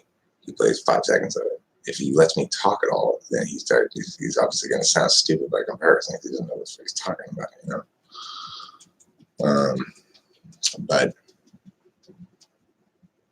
But I will say, he successfully damaged me, or somebody in his camp did, because when I made that video, where a really, really scathing video about him, where I was full of like calling him a coward and all kinds of names and stuff like that, I got a warning on the channel for that, and I discovered that warnings never go away now, so I'm stuck with a warning forever.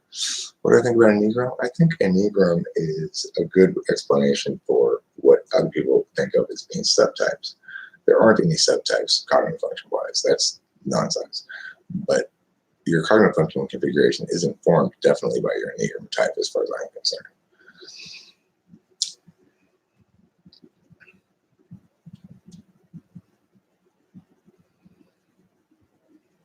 All right, so if you're 8-wing-7 Cloud, that would mean that you are a Piao person.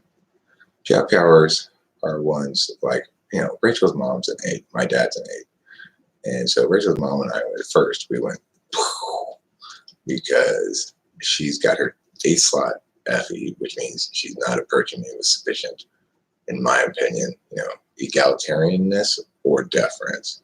Like, you get 2 choices. You don't have to defer to me, it's fine. But you're not going to position yourself as some sort of, as the gauge of all knowing. If you do, then I bring the hammer. Good night, Octavio. You should be sleeping right now, for sure.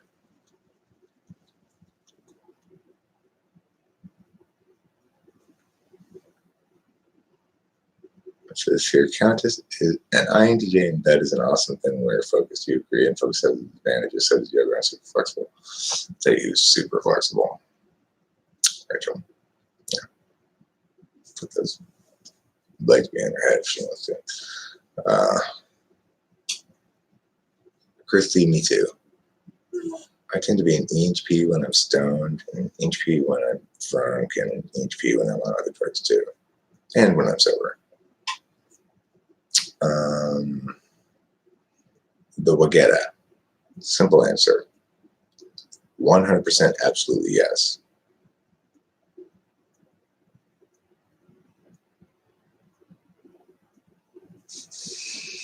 What has happened, Derek? The title in mind and the ESTJ INFJ title too? What's happened? Nothing. Rachel's going back to New York, but we're still together. We're not breaking up, and it's exactly the right move right now. It's exactly appropriate that she go back to New York. I focus on my parents for the remainder of my mother's life. She is in the care of her parents. They can get her the psych services and stuff she needs, and they also know that she's on a path. It's not just, what are we going to do with Rachel? That I'm here to be hers forever. So we, yeah. I feel like an ENTP today, like I do every day, forever. Little did we know, we just get our types from what we eat. We are what we eat. If we don't eat, we aren't anything. Well, you might say we are because we eat, or we are conditional upon eating, we definitely are not what we eat. Peter didn't teach you the lucky man he deserves. A countess do you like underwater sex? I do waterfalls, hot tub pools, especially long boat key underwater. I remember having sex with my first girlfriend in my grandmother's pool and enjoying it. I must have been 18 or 19 years old. I eat broccoli and ISFJ. I eat broccoli too. It doesn't make me an ISFJ. It makes me an INTP, I think. Because my relationship with broccoli is very logical. How can I successfully bullshit a psychiatrist into prescribing me Adderall? Good. Well, good question. This is the approach I used. So, first of all, now, if you're in college, you can't do this with a daughter like I did, but you can still tell a similar story. So I went to the doctor and said, okay, look, recently, when my daughter was in 7th grade, she was diagnosed with ADHD, but we didn't want to put her on any medication. However, now she's in high school, and we just put her on this medication called Concerta. And, my wife's always been telling me that she and I are the same. We have the same problem. My wife's always been telling me I'm ADHD. And the thing is, I've got this new job now, and what I've seen is the dramatic improvement in my daughter. And with this new position that I have, I'm required to do so much sort of follow through legwork, and it's a challenge for me. It's getting increasingly difficult. And I mean, I need to somehow address this problem that's been bothering me my whole life, that kind of a thing. Because when I went into the doctor, I said, I'm here to get prescribed Concerta. I started with Concerta instead of Adderall. Concerta is like baby Adderall, and they're more willing to prescribe it. And then I walked him up to Adderall. I said, okay, I don't like Concerta. It makes my stomach upset. Say whatever you're going to say. I want to try Adderall. I've been researching it now.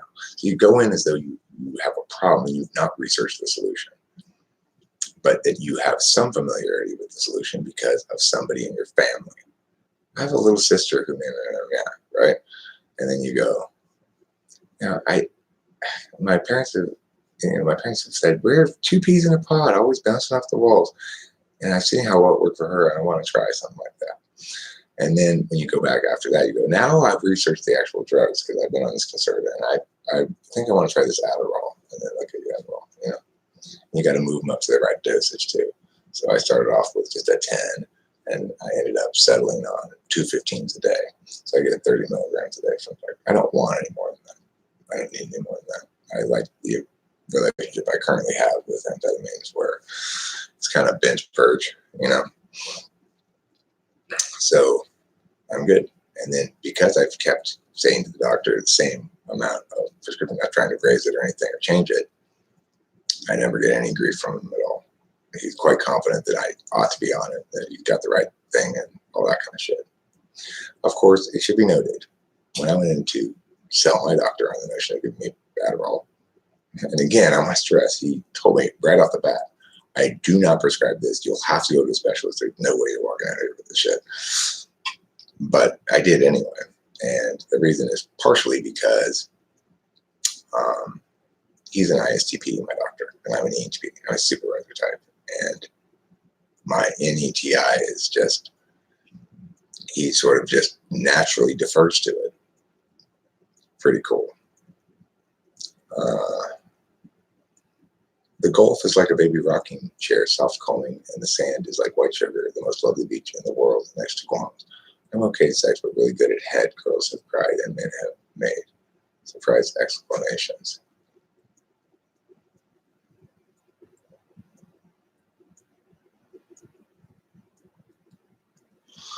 What gender are you, Ghost Rider? Female?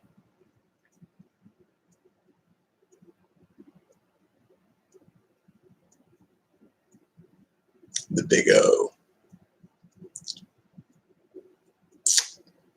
I mean, when you guys are playing Overwatch? Is that what you're talking about?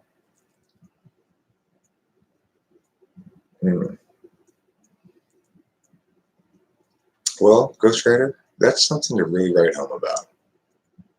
Say, look, there's not a lot I can be proud of in life, but Ghostwriter can really, really suck some cock. You know, for a lot of people, they're going to be like, that's all the skill you need. Oh, when you play like a doll, it's the big O meaning.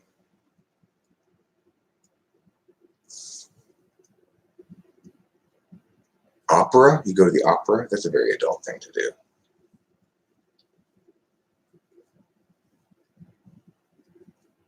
That's what I think. He said he is not TD polar. I think Peter's an INFJ, maybe ENFJ, certainly FJ. He said he's not TD polar. He doesn't know if he's TD polar. People, TD polar people don't understand TE well enough to know they're TD polar just by evaluating their own TE. They got to think about other things. But I like eating mayo on my sandwich without flashbacks. That's funny.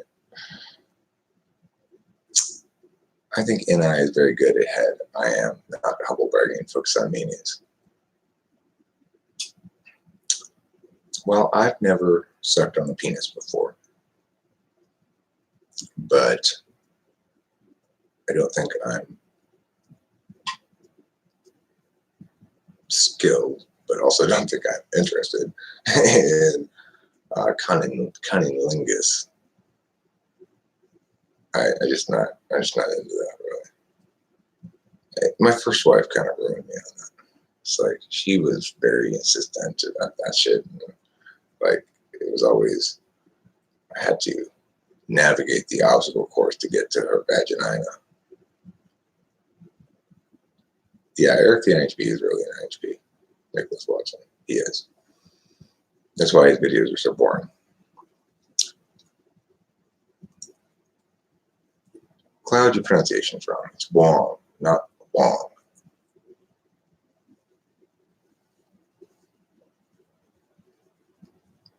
Well, look, you know, couples fit with each other or don't fit with each other sexually, and that's what matters. It's like people go, "I'm good at sex, I'm bad at sex." Not true. You're either having sex with the right person or you're not. If you're having sex with the right person, you're good at sex, and they're good at sex because you're compatible.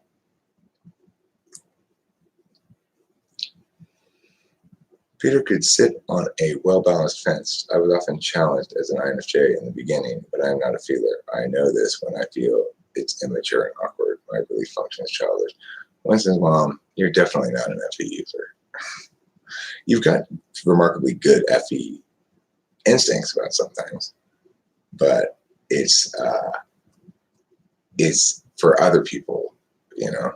It's always for other people. Like the way you phrased that comment that says, sign Rachel's card, and the way you put it, like, if you have positive things there, well, I don't remember how you said it. That's very TE kind of FE attentive. Like, I'm aware that if I don't include this language, people might interpret it, yeah.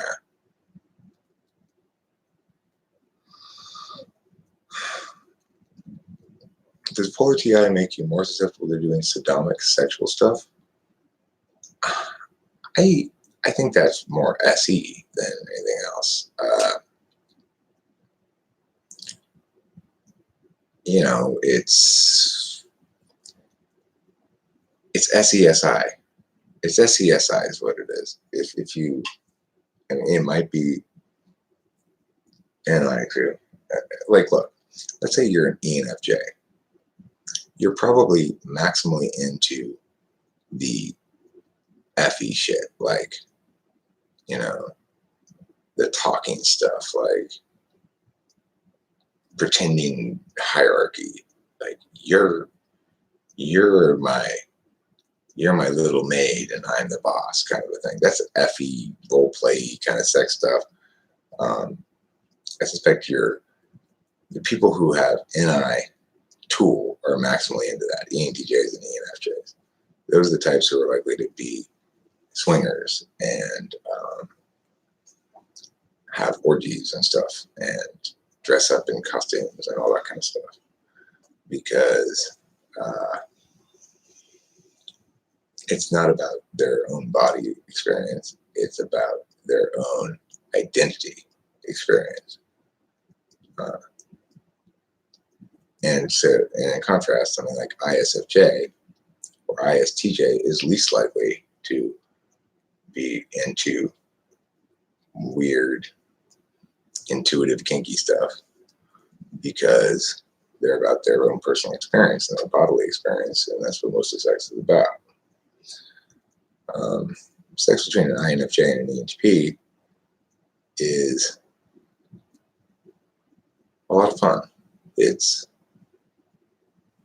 lots of talking going into it, which is nice. For me, I like that. And lots of joking around and stuff too. And that's something Rachel had to get used to and relax into a bit, which because, she's told me, and I've told her the same thing, that we've never really exactly seen eye to eye sexually with partners before. That we're always trying to make shit work, but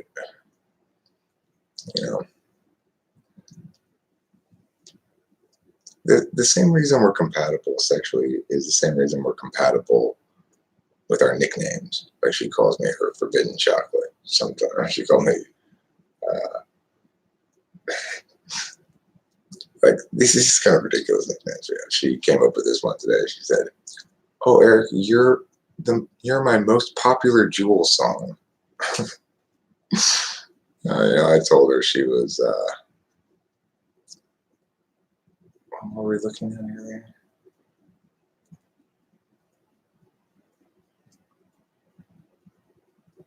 I don't know. We have all kinds of little nicknames like that.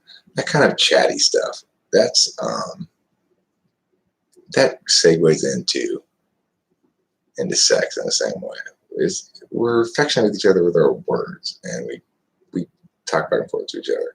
Now she's obviously more SE heavy than I am, and she likes things a little more. She prioritizes athleticism a little bit more than I do, in the sense that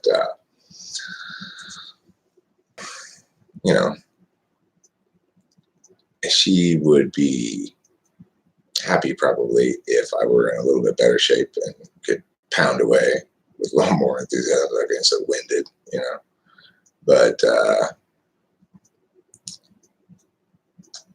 I'll try to get in shape before I see her next. I suspect I'm going to see her next in Reno. We have a trip planned for Reno in the end of January. And my intention, and I want to sort of clear this with her parents and talk to them and make sure they agree that she'll be ready by then to travel by herself. But I plan to fly her out to Reno and have our Reno trip as planned. It's just she'll be flying to Reno from New York and then back to New York from Reno. So, you know what I love? I love other people's TE about my channel. I love it. First, buy a better camera and mic. Step one in the ordinal process here of TE.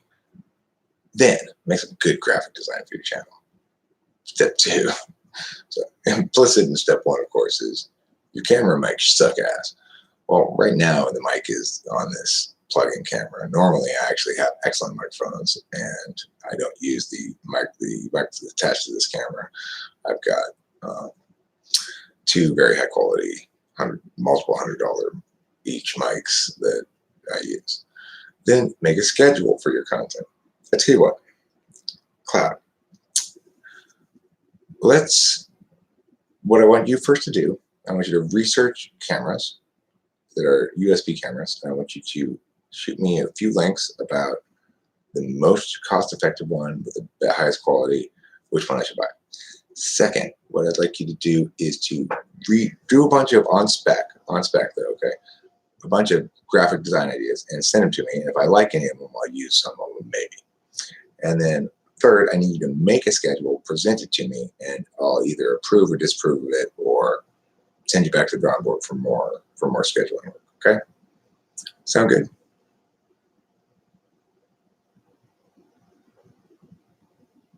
I've got a much better microphone than that, Cloud. That's a shitty microphone you're talking about. I have a Logitech camera. I don't know if it's the C922. But yeah, that's a shitty mic you're talking about. Those Snowball Ice mics are not good. They're not bad. They're fine for cheap ass condensers. But I've got much better condensers than that. I don't actually want any of these things, Winston's mom. I'm pointing something out to Cloud. If you're going to tell me a bunch of TE shit, don't. It's like somebody says to me, you should debate Mia about Mia. You should talk to him. You should contact him. No, you contact him. Tell him Eric's willing to debate you. Would you want to do that? You do that if you're so enthusiastic about that idea. If you think I need to have a better camera, buy me one. Mail it to me. Maybe I'll use it. If you think I should have a schedule, write a schedule for me. Send it to me. Maybe I'll use it. Instead, people just tell me what they think I should do.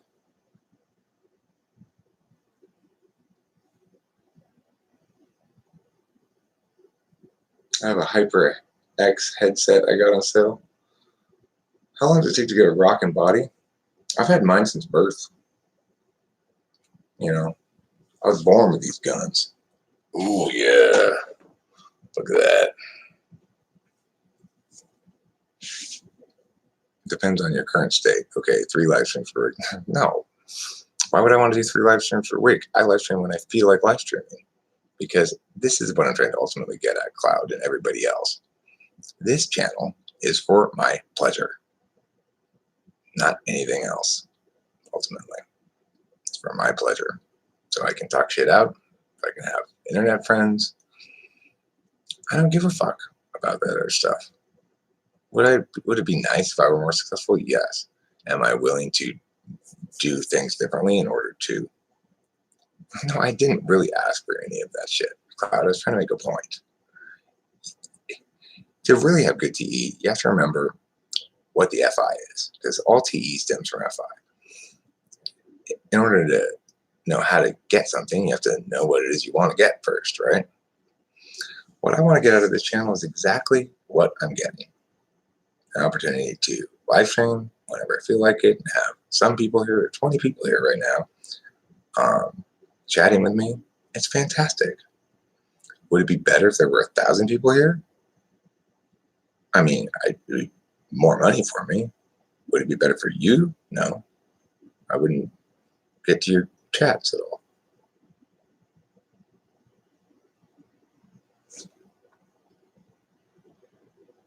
I think My himself is jealous of Eric. He makes snarky comments when sometimes when I TE a little FISE. Well, I don't know who My himself is.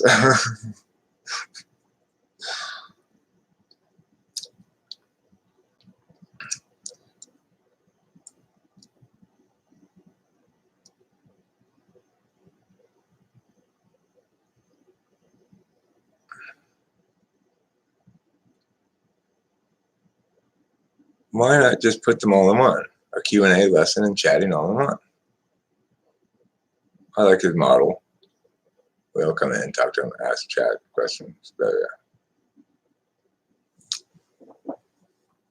he uses Jungian psychology for egoic reasons, manipulative. My inner Sabina is triggered. What's your inner Sabina? I'm curious about that. What does that mean?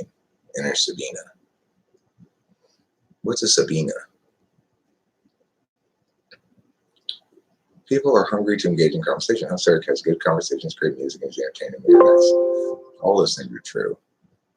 The one truth there that you said that's most really important is that I have great music.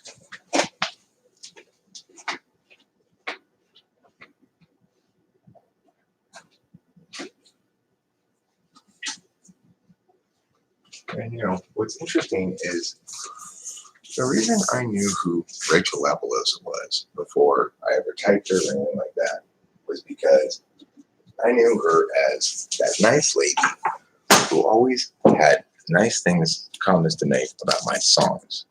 Every time I'd put up a song, Rachel would be one of the first people consistently to comment on it and say she liked it and it was good and she thought it was a great musician and I made great music and stuff. And this was before I ever typed it for months when I was with Kimberly and stuff.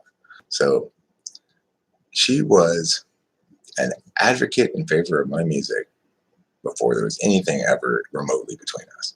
And I just knew her as that nice lady who says nice things about my songs. And it's turned out that, in fact, she does respect my music. She does like it.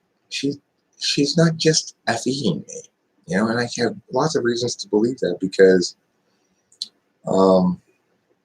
she's got, I love her taste in music. She's got fantastic taste in music. Like, all the shit that she likes and she introduces me to, I've never heard before. I'm almost always like, wow, that's great. Once again, you nailed it. You killed it.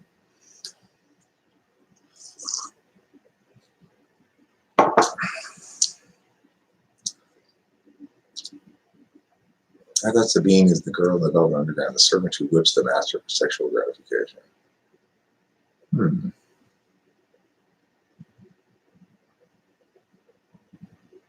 Rachel's well-read and she absorbs information. She does absorb information well. She's not especially strong TI for an INFJ, but that sometimes causes me to underestimate her. Like, she does understand all the concepts and often has insightful things to say about cognitive functions and stuff like that. She also continues to ask questions of me about things a lot of time, which tells me she's still trying to piece it all together. You're bi-curious. Okay, well, my bicycle is looking to be in a relationship with a human being. Sex with my bicycle will be rather painful because it likes to put its pedals into your butt. But if you're bi-curious, I'll introduce you to my bicycle. Venus in Furs is like their sadomasochism anthem, if I remember correctly. Velvet Underground has a lot of really great songs. Lou Reed was a good songwriter in general and write about art in general. INFJ for sure. No banana seed. No.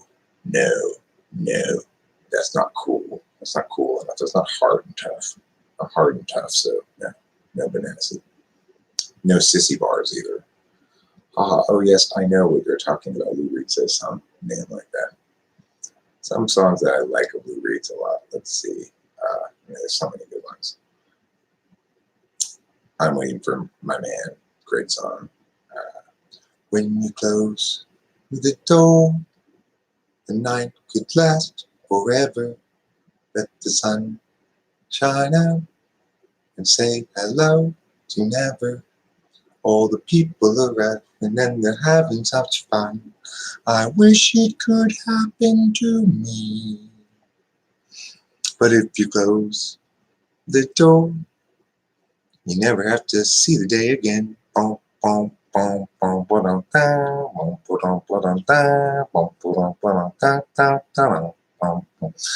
think Lou Reed's an INFJ. I'm quite confident about it. His whole thing about, if you hear some of his commentary about music when he was back in the late 60s, early 70s, it's all, you don't need more than 2 chords. You don't need more than 3 chords. It's all like anti-any, because, of course, during that time period, any was way too infused into shit. People were into guitar solos and extended jams, and they don't have to put a freaking song together. That even infested the BU stuff. It's like they got 7-minute song of heroin or something like that. It's my life and it's my life, but it doesn't need to go on for 7 fucking minutes, We're not in the business of destroying people, is right. Even scoundrels like CS. Now, Winston's mom, I would point out something. CS Joseph is not fragile in any meaningful sense, and does not gain to claim fragility as a factor in dealing with him, because he is assertively, actively willfully advocating. When you're advocating, you don't get to claim fragility.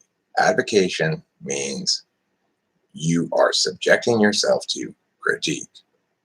If you are advocating the wrong thing, you will be punished with the wrongness of your own advocacy. It's unavoidable. Now, I don't want to destroy anybody. That includes C.S. Joseph. That includes Spacey's ex-girlfriend, who's, if there's anybody who I'm just like,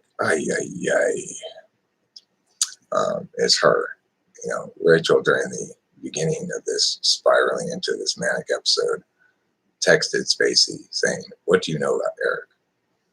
And she got a text back from Spacey's girlfriend basically saying, "Stephen and I would like to have a private conversation with you, but we need to talk to you on the phone because we know that you don't have control over your own phone. That Eric's controlling that. And so we can't trust that he's not going to see these texts." Well, of course I saw them because Rachel said to me the next morning, "Oh, I texted Spacey." Why did you do that? She was very upset.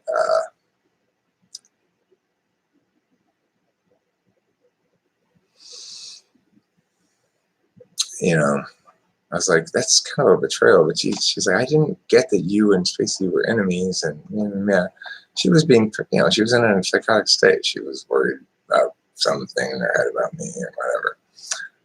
No, I didn't say ex-girlfriend. I said Spacey's girlfriend. Or maybe I did say ex. If I did, I misspoke. So, she sent, and then Rachel sent her a message back saying, well, just tell me what the big secret is you have to tell me about it. Because she said, we have information to tell you about Eric. Okay, well, just tell me what the big secret is. And she's like, no, we need to talk to you because we don't trust that you're actually seeking negative information about Eric.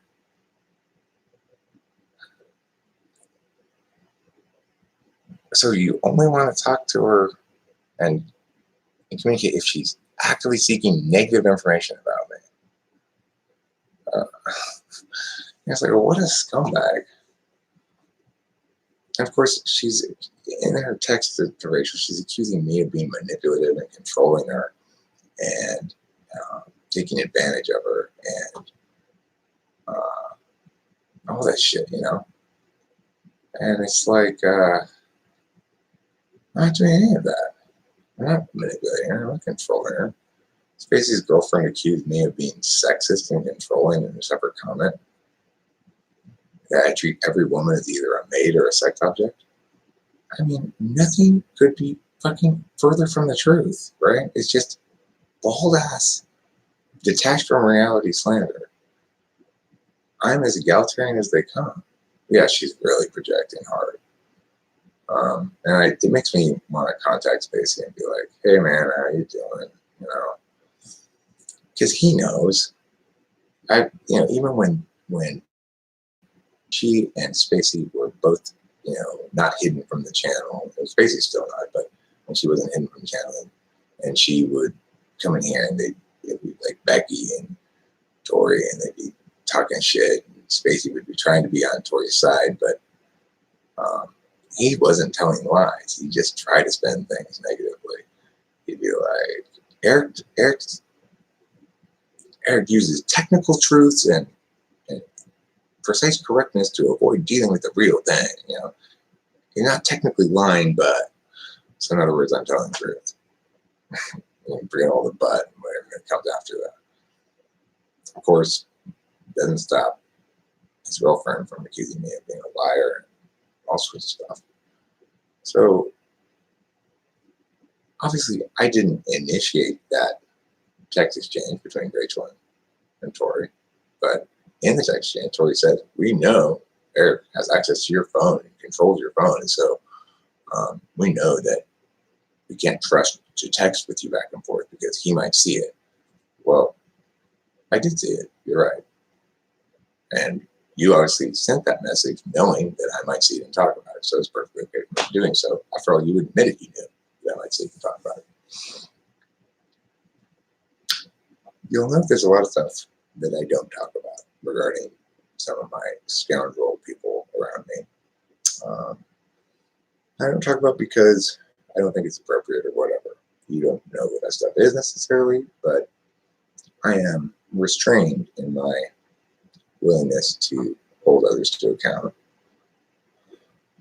to make sure that I can't be held to account, right? It's like, I don't want you crossing lines because I don't want to be held to account. Sometimes I have to be held to account. Sometimes I have to apologize. I always assume couples who are comfortable with each other don't hide their phones. It isn't control of this trust.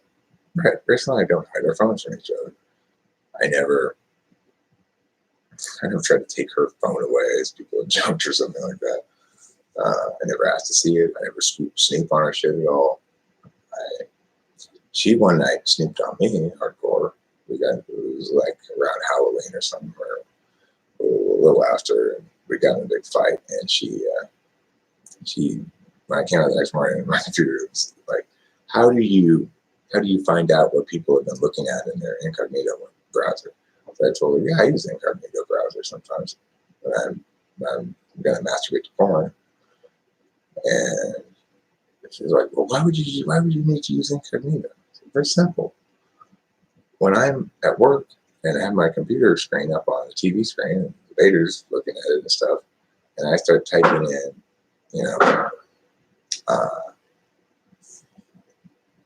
particularist metrics. I don't want the P to say, pussy loving, whatever. I just don't want that to happen. So I use incognito. I use my computer for work. So if I'm going to look at porn at all, then I can use incognito. Of course, I haven't looked at porn at all since Rachel's been here. I didn't need it at all. Why would I need any porn? I've got a perfectly serviceable, hot young woman here.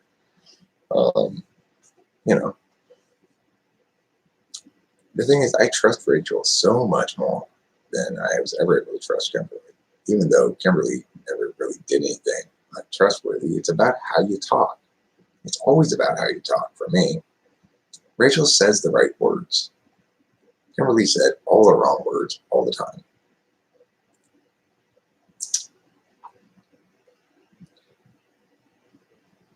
There were drama the past week in the channel, and he can't deal with dramas, but he's talking to Swift Eli Interior, KKSP, Rowan, and Facebook. You can't deal with dramas. Dramas in this channel or some other channel? Did we have dramas this week? Was that dramas? I guess it was dramas, but it wasn't like conflict drama. It's like the night after there was, I guess the night when I finally got her admitted and I went back home. I went and I was feeling kind of depressed or whatever. I went to the Raw channel, the Raw room, to visit with people who were in there. And there was Becky sitting there with her shitting and grin.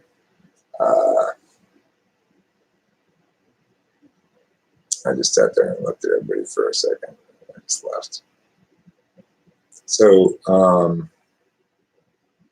what do I have to say about that? It's funny, isn't it?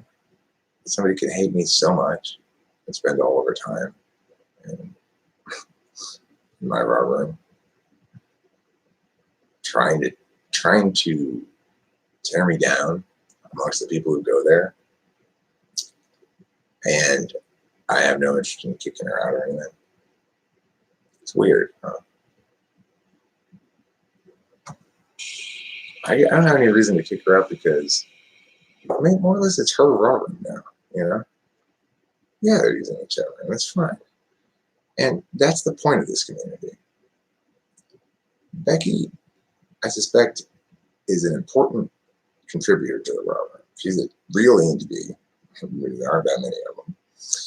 And I'm sure she keeps that Raw room energy going when she's in there talking. The channel, like the video making stuff, is about me. But the community is not about me. And the Raw room is not about me. And everything's not about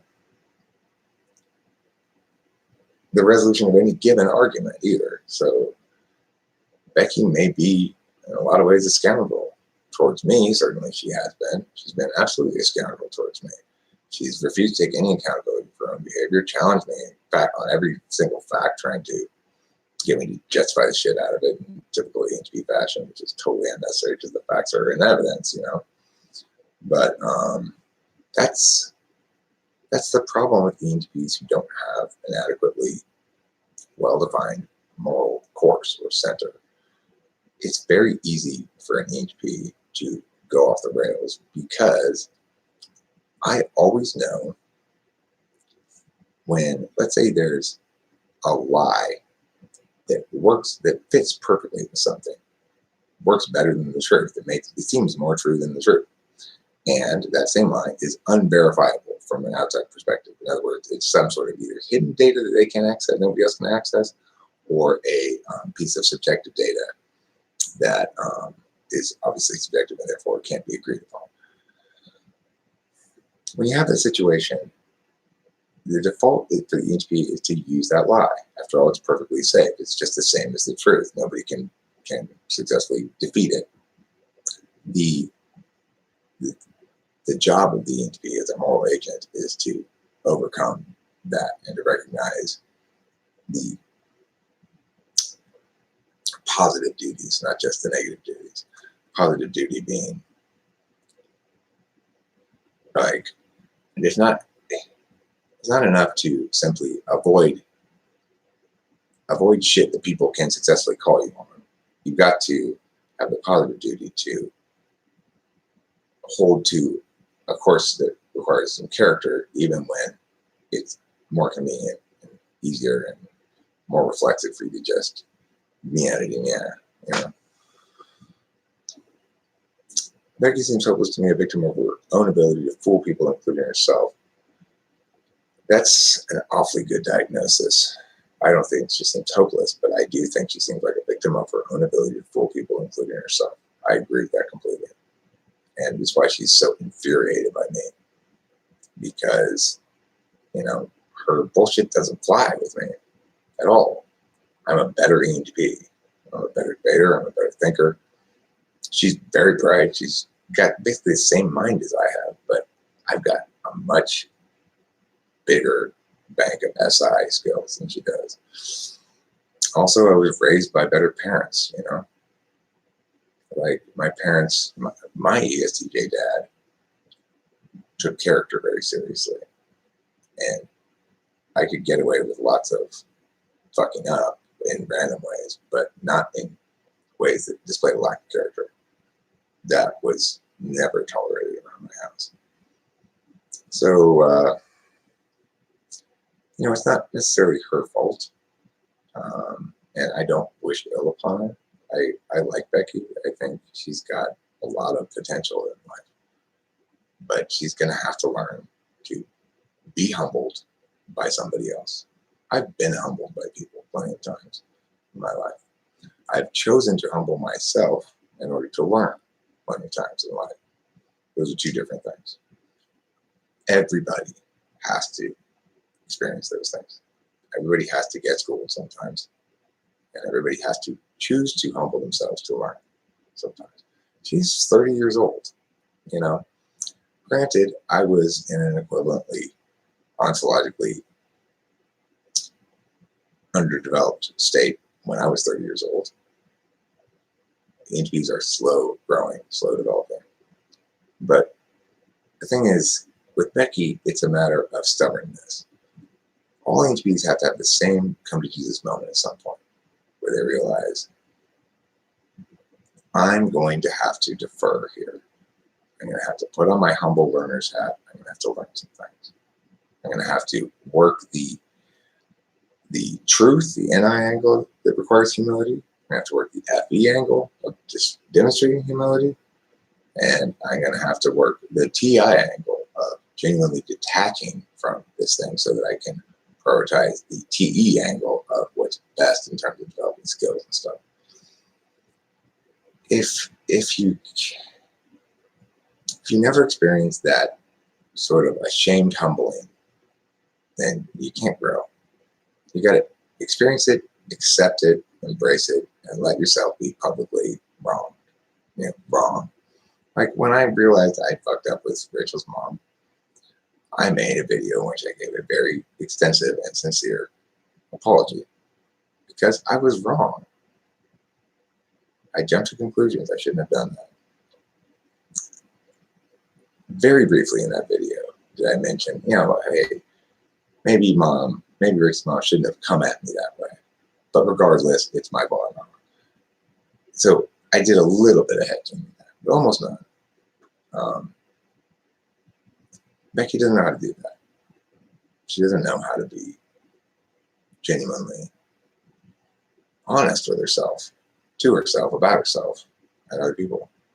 So, but is she nevertheless somebody who is a member of the community? Yeah. Is she probably a fairly substantial figure in the railroad? I would guess. I haven't been there. There's no more Autobot, so who knows what goes on there. But that's partially why I'm not interested anymore. It's not being recorded, so who the fuck cares? It's just wasted time as far as I'm concerned. No product comes out of it. I don't get how is everything always so complicated with you people? What's so complicated? Everything fairly straightforward. Just communicate how you feel about the person to that person. Well, I mean, Becky feels extremely resentful and, I guess, jealous and threatened by me. I feel kind of exacerbated by her. Like, it's a shame. She's got a lot of talent, potential that she could manifest, but it's all a lost cause if it's not in the name of, it's not within the constraints of moral agency. It's, if she's not a person of character, then nothing else really matters. You're never gonna win in life. I'm gonna go too. The reason I'm gonna go right now, I do what? See if there's any common ground. Well, there is plenty of common ground. I don't have troubles with women. What are you talking about? There's plenty of common ground, but it requires both parties to be honest and, I guess, somewhat actualized. Like, I don't have any problem admitting when I'm wrong and I make mistakes and acknowledging when I fucked up and taking the responsibility I need to without trying to spin it as something else, except simply the always spin, which is, see, I'm fair.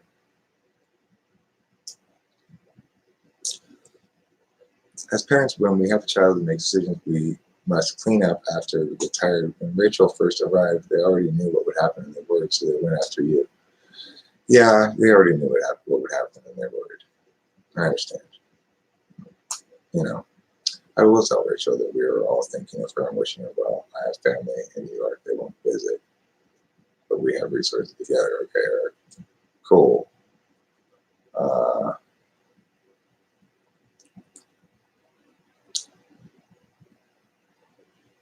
So, yeah, it's like sometimes, Cloud, it would be a very poor idea for me to do what you're saying. Like, just communicate how you feel about that person to that person. The problem between Becky and me is not how we feel about each other. It has nothing to do with that. The problem that Becky has with me is that I called her out on some bullshit. And she didn't like, it was time for her to have her humbled moment. I had humbled moments with her. I learned a lot from her, and I had to defer to her superior wisdom on a number of occasions when I was talking with her and Kimberly together. She did a great job. And when she gets to be the gauge of all knowing, she's perfectly happy. But she will never successfully be the gauge of all knowing until she's learned to be just as happy being the one who's wrong and learns something and who is honest and talks it out. No, we did not break up. I know, it's too bad. And I tried to reach out to her on a number of occasions after the fact, saying things like, no, I do miss you, Becky. Becky, I do like you. I wish you would come. But she's just so fucking bitter and angry that she felt like she had lost a battle to me. She did lose a battle to me. She lost a battle that she needed to lose because, I spoke justice, truth, goodness, and righteousness. Sorry. Of course, what do? They accuse me of slandering them, or no, I'm sorry, tarnishing their reputation. Revealing a lack of character is not tarnishing anybody's reputation. People have a reputation that ought to be derived from how they actually are. Revealing how somebody else actually is not tarnishing their reputation.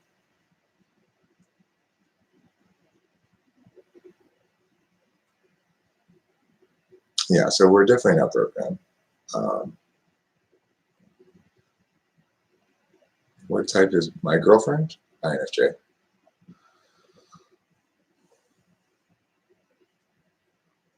ENTPs avoid SI too much in favor of anything that keeps them from learning the easy way. Yeah, well, it's that FE third, right? You gotta get past that. She wants to be praised and acknowledged and recognized and loved and patted on the head. And she doesn't realize that to successfully get that in real ways means accepting the lessons that have FE pain in them as well. I'm not trying to fight it. She'll never, one step that's going to persist for her that's required before she begins to optimize more is she's going to have to return to this fundamental issue and recognize and agree that I was right, and then she's been a malevolent force of no goodness about this matter. She's going to have to deal with that in her own conscience, because whether she acknowledges it or not, I'm right, she's wrong. She was engaged in wickedness, and I called her out on it. That's it. It's as simple as that.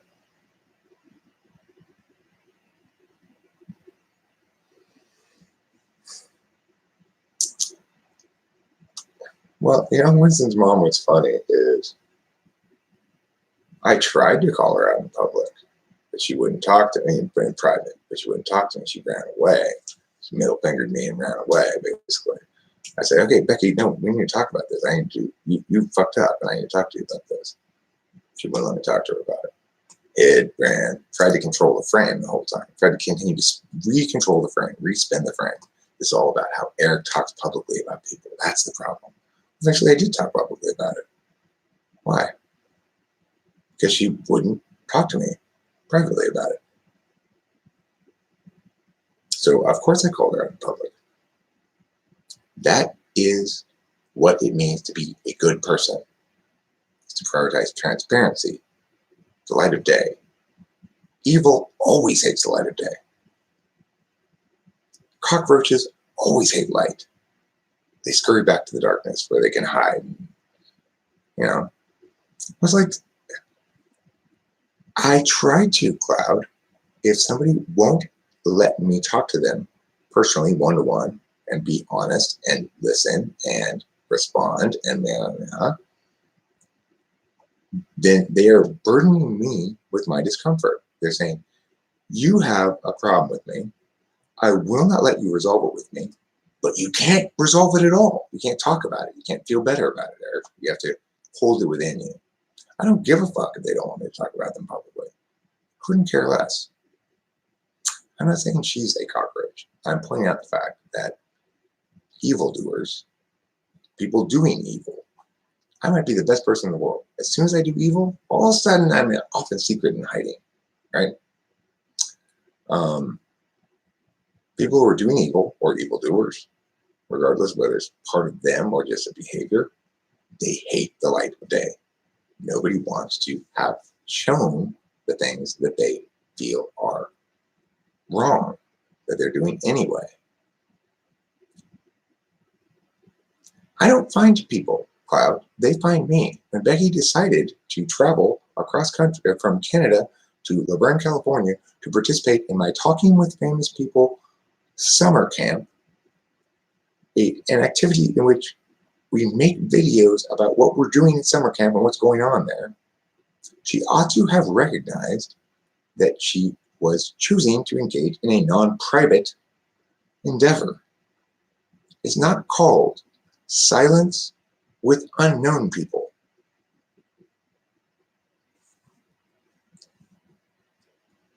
I didn't go out and find Becky, she found me.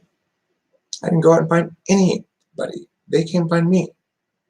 They choose to engage with me. You know, Tori, Spacey's girlfriend, she came to live with Spacey, even though he had no business inviting her.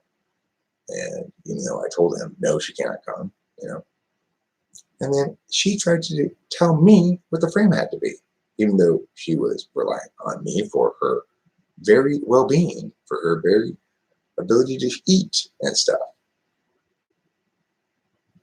Girls don't generally like being called out in public by their boyfriends. I would never call out Rachel in public or anybody in public when it's possible to communicate with them. So, like, the only time people get called out in public is when they're being obstructionist.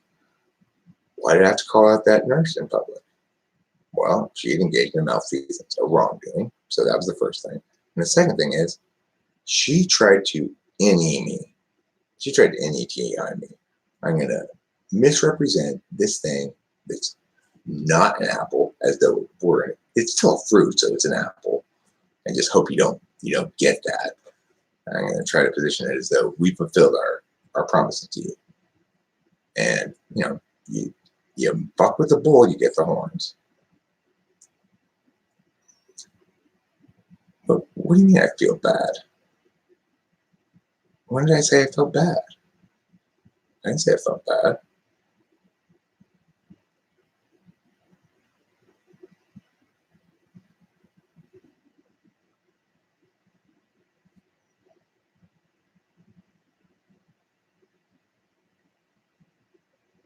I'm still cool with Spacey. Spacey is currently, I think,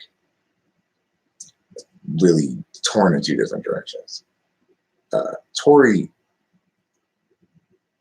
has a wellspring of spite for me that is unmatched in the world. Like, that woman would love to see me killed, dead, you know. I've never seen anybody be so hateful and spiteful towards me. And the reason is because, again, same thing with Becky. She didn't want to be held to account for anything. And, you know, she's an absolute scoundrel. And the words she says are lies. So why does Tori hate me? Because, again, I tried to hold her to account. When she uninvited came and imposed herself at my Laverne house, because Spacey invited her, even though I told him not to, she then began to presume that what support I was providing to Spacey, and then for her as well, in order to enable for him to become able to support himself as a typist, was some sort of entitlement to luxury living or something. She got mad because Rachel and I went to Palm Springs because she and Steven were struggling right then. She really feels like they're getting the short end of the stick, even though they were getting all of the stick. We're getting all the typing revenue, plus some of my money that I was making debate coaching. But because I was living better than she and Spacey were at the time, she accused me that she's like, you know, you're giving us the short end of the stick, and we're not having it, and I'm pissed, man. Who the fuck are you? You know? And then when I finally tried to hold her to account for all this shit, I will learn nothing from you ever. I don't want to hear a word you say. She's just being an absolute, just awful human being.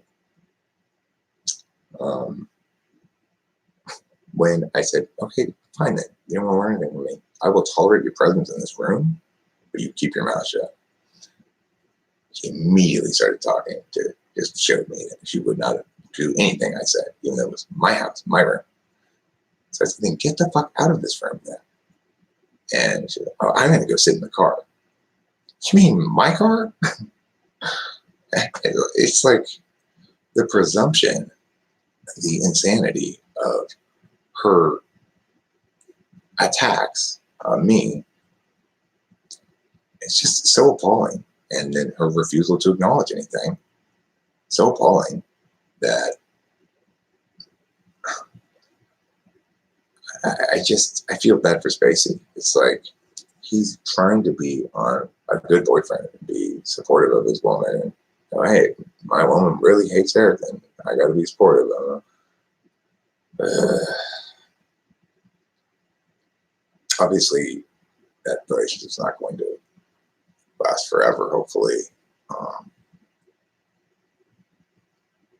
who Tori? Tori's not my conflictor. Tori's my tool.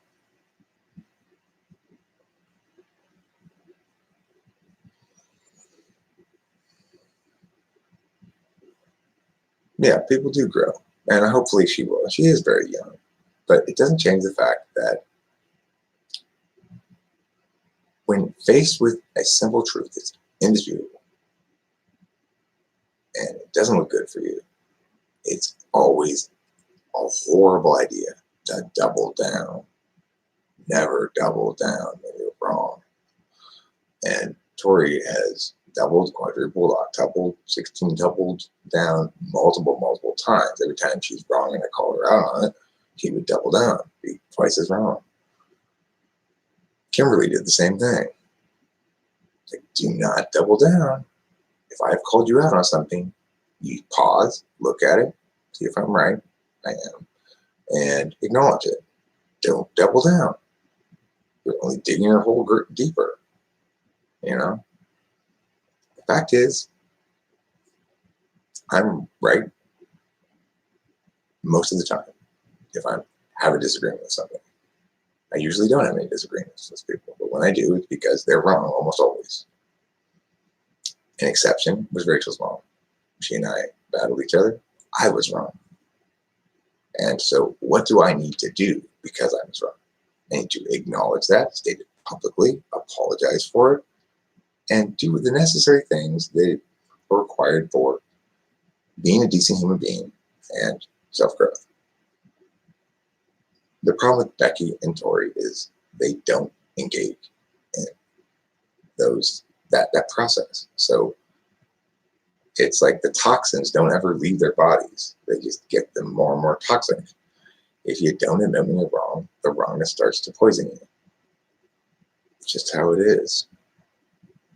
That's why I never cling to wrongnesses. And when somebody points out that I'm wrong and they're right, and they successfully make their case, then I don't even question it. I am in a hotel. I was in the cruise. I'm in the Marriott Residence Inn. We're spending the night here tonight, so that Rachel's not going back to my house because I just don't even want to deal with that at all. It's my dad.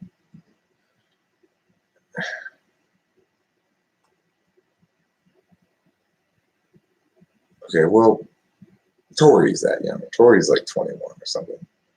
So it's really important as a consequence for Tori that she if she's going to ever be a decent human being, she needs to break through this habit of spite and clinging to her own SI, personal knowledge kind of experience at the expense of NI on every occasion, or at the, being FI driven rather than TI driven when in inappropriate circumstances. She can certainly grow out of it, but like the spite that was implicit in her take that, Rachel protected Spacey. She responded back just so eager to come talk to me and Spacey. You'll be with us now. Please, we want negative information about Eric. We have to make sure you want negative information, though, or else we can't talk to you. That kind of spite. I mean, Spacey's not going to be comfortable with that. He's just not. And over time, he's going to be like, you're going to have to become a good person, or I'm going to have to leave you. Eventually, he's going to be like that.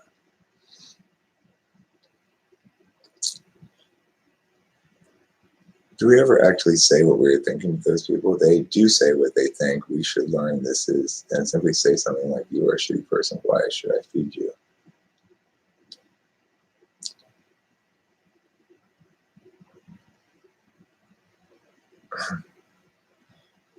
Well, see, that's a very TE approach most of the moment.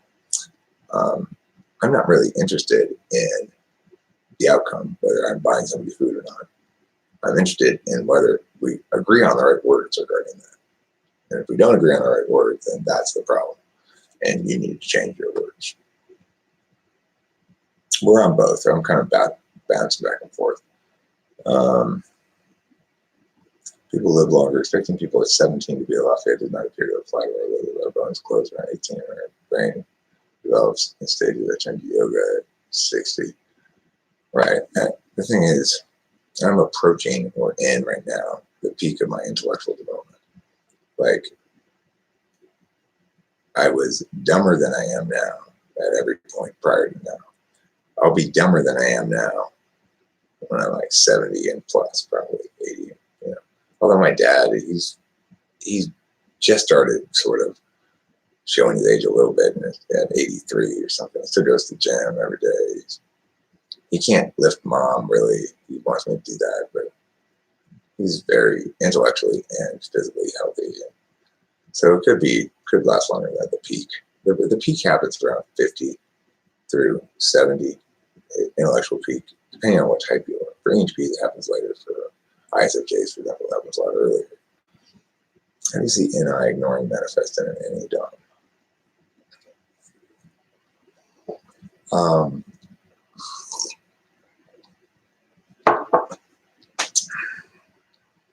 A lot of things 2 and 2 don't seem to add up to. You know they add up to 4, but you don't realize. It's like this: 2 plus 2 was 4. Oh, 4. Now I see. Like, for example,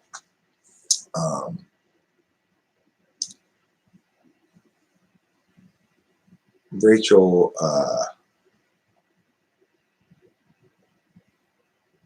what was it the other day that happened?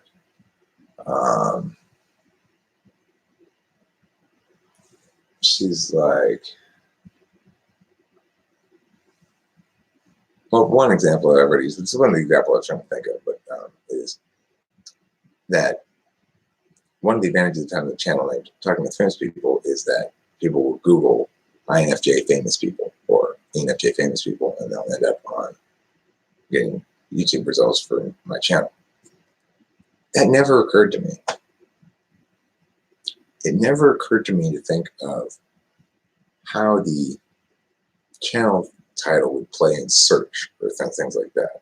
I only thought about how the channel title would play narratively for me, like how I would, basically what I would do with the title. Like I'd say, well, I'll start referring to all of the people in the channel as famous people, but there's ones I'm talking with. And then I'll make this sort of meta joke that, you know, George Clooney, he's not a famous person. He's just a well-known celebrity. He's never been on my show. And I sort of worked that sort of angle for a while. But it never occurred to me to look at the NI realities of the title. What does it mean to say that your channel's title, Talking with Famous People? It's not just an NE pivot point. It has meaning in and of itself. So and that's what it means to be NI ignoring, is to not notice what's obviously right in front of your face a lot of times. Like the guy who made that ENTP empath video. I think his name was Harry, maybe? Anyway, he said in there, you know, ENTPs are constantly trying to take responsibility for everybody else's social experience, taking responsibility for people's emotions. I knew this, but I never had it heard it quite put like that before. And as a consequence, even though I had all the pieces in place, like I knew that FE was the third slot absolute value, that I knew it was a selfish thing, and I know that, you know, in some sense people might have referred to certain behaviors of mine or might describe certain things of me, you know, people pleaser, but that isn't quite right. Even though I had all the pieces there, I never put it two together. Oh, I'm constantly taking responsibility for other people's feelings. I just am. So that's another example of NI ignoring. Okay, Alexander Cruz, I appreciate you mentioning that. As I said earlier in this live stream, um, last night we just didn't have time to get to that. But and we had a lot of running around. We left going to pharmacies and various things, and getting her stuff from my house and all that stuff. But first thing in the morning, before we go for the airport, when Rachel gets up, I'm going to share with her the Get Well card, and I know it's going to mean a lot to her. Right? It already does mean a lot to her that I told her everyone cares a lot and everyone's concerned for you, and we're all thinking about you, and you got it. We're on your side. Now, this is something that Rachel's not experienced before. If you are a human being, single, you get into a relationship, and after a few months, you have a psychotic break, and it becomes sort of clear to both parties, instead of just one, that you're completely batshit crazy, like schizophrenic, That's always a deal breaker for just about everybody. No matter what they said prior to that moment, oh, okay, well, I didn't sign up for this. She's home now. She's home in this community. She's home with me. I did sign up for this. I didn't know maybe it was what I was signing up for, but I'm happy to have signed up for it. She's perfect for me. And I don't care if she is schizophrenic. It doesn't matter at all. And this community is a perfect place for her because, especially now that people are aware that she's got this thing that pops up sometimes and she gets a little crazy and feels disconnected from reality and shit, there's going to be a lot less hatred towards her and a lot more acceptance. So it's perfect, What's the most annoying polar to live with?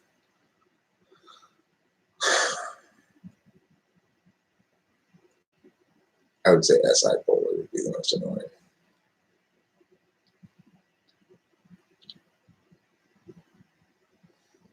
You're right.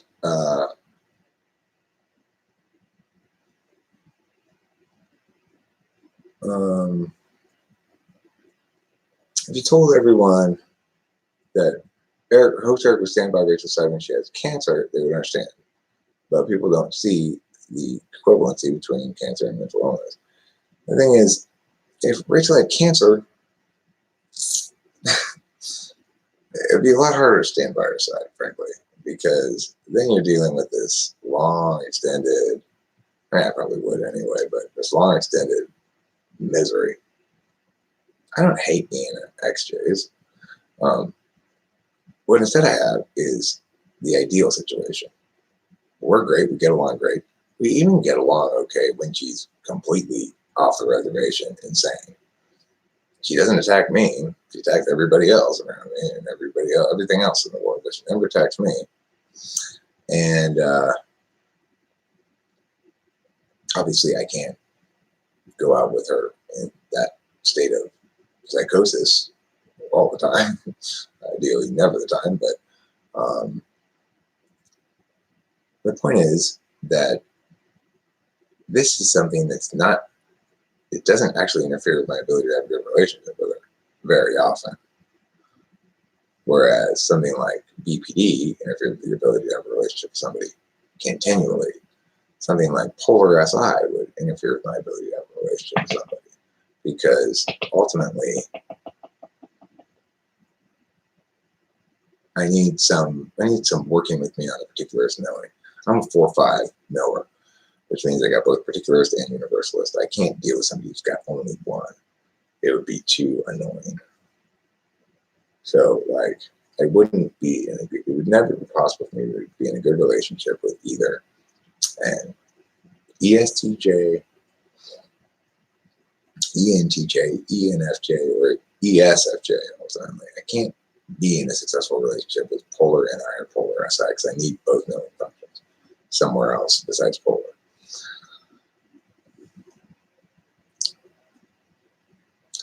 ENTPs are loyal no matter what the stereotype says once they commit to a person. Correct, Christy.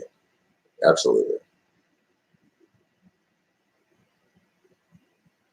I will have some time for me, and that's good too. It's like I know that the next couple of weeks I'm gonna be spending a lot less time talking to Rachel and seeing her and stuff. She's gonna be dealing with her shit, and with her getting back in the medical system set up for therapists or whatever she got to do.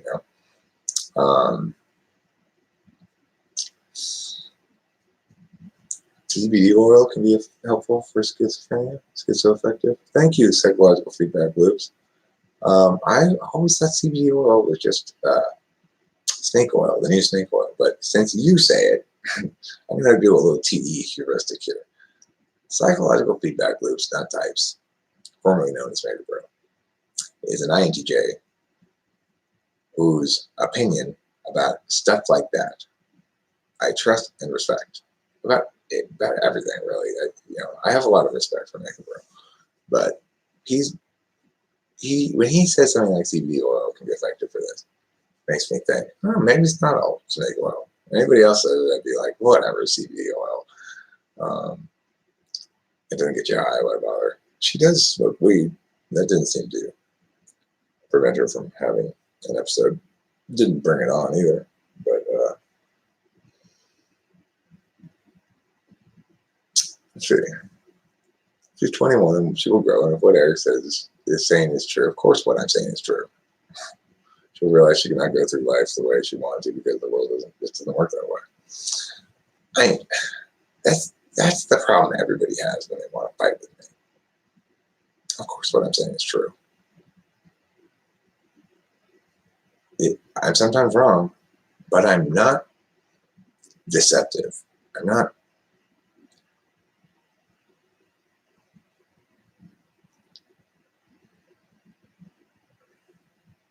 CBD oil is also good for Alzheimer's. Maybe I should try some CBD oil with my mom, because the problem with edibles, I got her these Cushy Punch gummies. It was kind of tricky to manage the dosages because it's supposed to be 10 little cubes and for 100 total milligrams. But some cubes have like 40 milligrams in them, and some cubes have like no milligrams in them. So one day I gave her one, and she was like, really, just like so out of it, and made me feel like I didn't feel bad, like, oh shit, I overdrugged her. I just gave her the same amount I always gave her. But it's because those Cushy Punches are very half-assed in their measuring of how many milligrams of THC they actually get. I see loyalty as a strategy, just like deception. Whichever you've grown to rely on is not bound to type, as far as I can tell. Well, I mean, I do think loyalty is related to type rather closely. For example, Rachel and I both have a similar approach towards understanding relationships. What we mostly want is certainty about statuses. The reason that's the case is because we're both metaphysical types. So I need to know that my relationship is certain, that I can trust this person, that she's as fully all in with me as I am with her. As long as she meets that sort of never make me question my statuses, then I'll be just full blast all in as well. If she does start being less than all in herself, then that's when I go, okay, then fine, let's just break up. If you're saying you're not sure if you want to be with me, then leave. I need absolute certainty. I needed this from like the first day she got here, even though we'd only been together for a day. I already needed absolute certainty. That's a bipolar. I do not trust her feelings or my feelings to tell us anything about our statuses. I only trust our words about our statuses. Yes, that is related to F-bipolar consciousness. And F-I ignoring. Two most metaphysical types have the most authentic physical expression of self, either ignoring or blind. Okay, so what I'm going to do now is end this live stream, and here's why. Actually, you know what? I don't really need to do that. I could do this thing while I'm live streaming. The thing I need to do is repack all of Rachel's clothes. And the reason I need to do that is because I did a very shitty job of gathering her shit. And it doesn't even fit with the suitcase. So I need to take all of her stuff out and fold it again and put it back in the bag. She's a little, well, she's also polar T.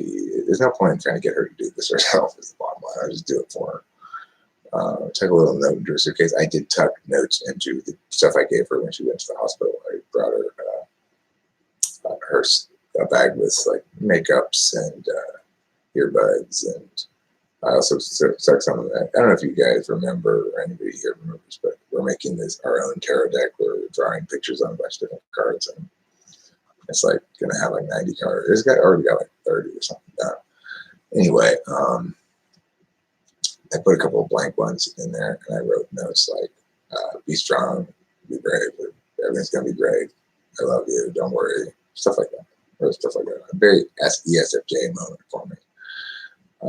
And I also gave her I put in the bag, a Christmas tree ornament from when I was a little kid that we had on the tree that has a picture of my face of like, I don't know, 10 years old or something. Okay, so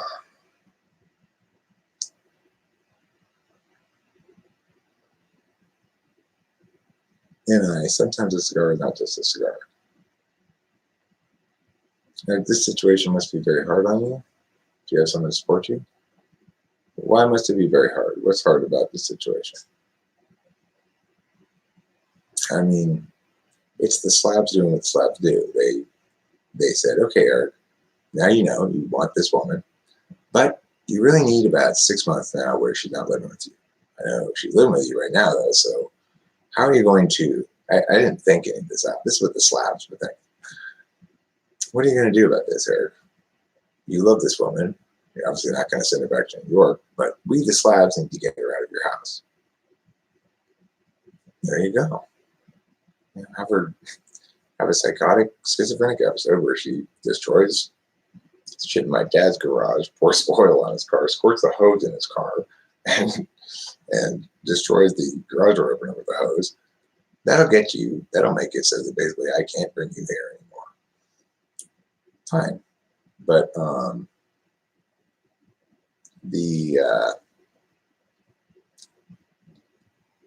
great thing is that's what the slabs need to have happen, and there's no other way really for me to.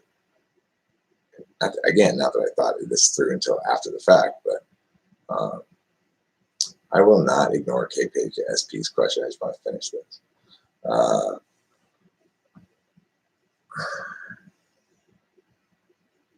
It's like, how else do I get her moved back to New York without breaking up with her?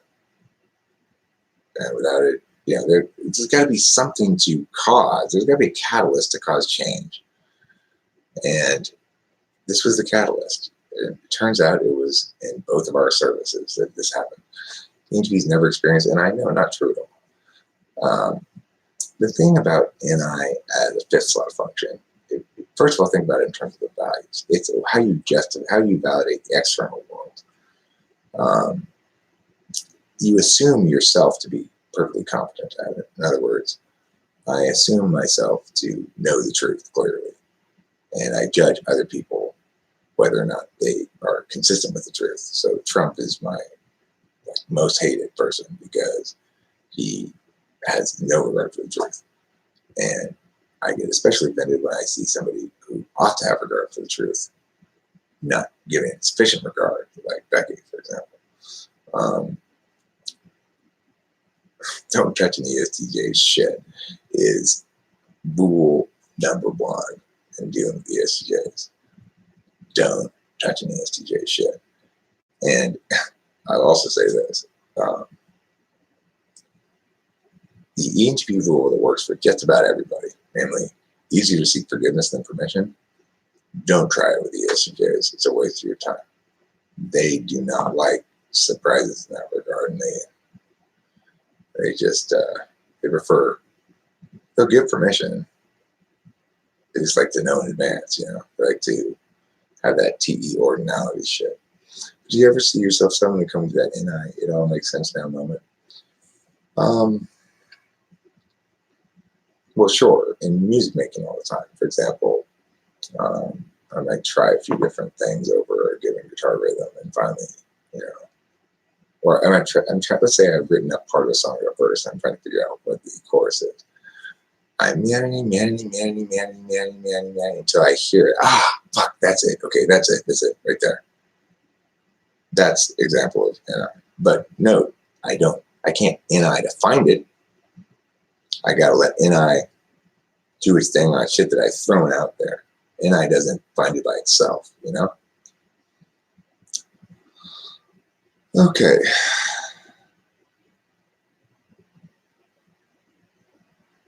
So I think I am going to end this.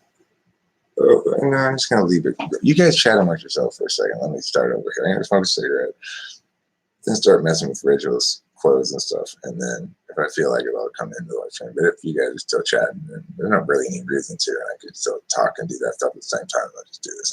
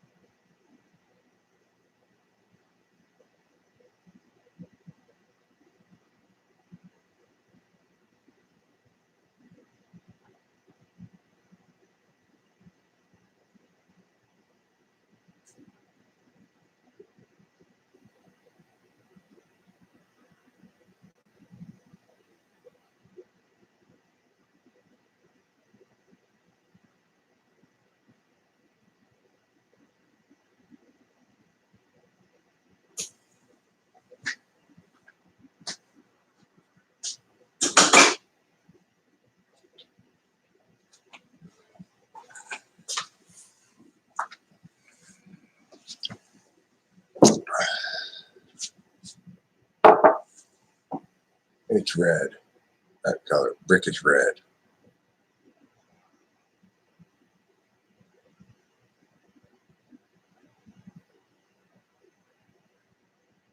Thank you, psychological feedback loops, not types. I realized shortly after that video what was going on. It was after she came back from her walk with the cops behind her, and they told me,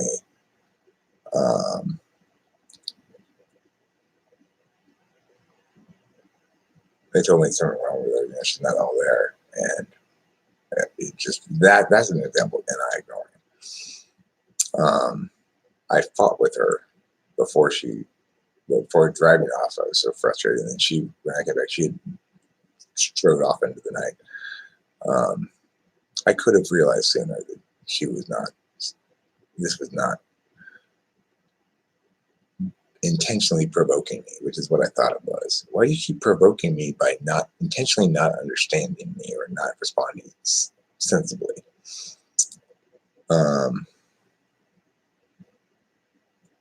The so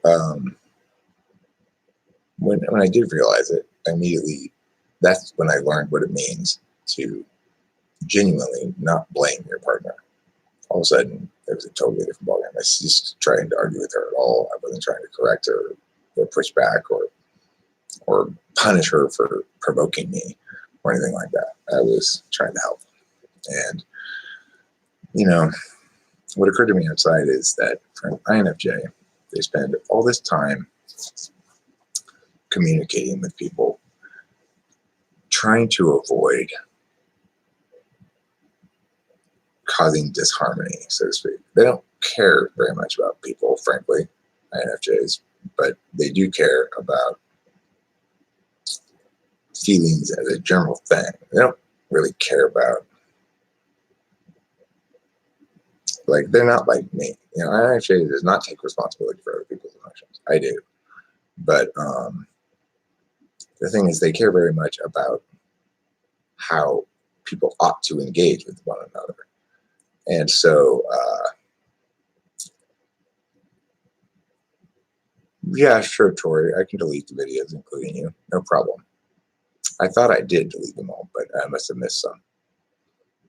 Okay, I guess I just went with ones with your name in it. So I will look for ones that don't have your name in them and get rid of them.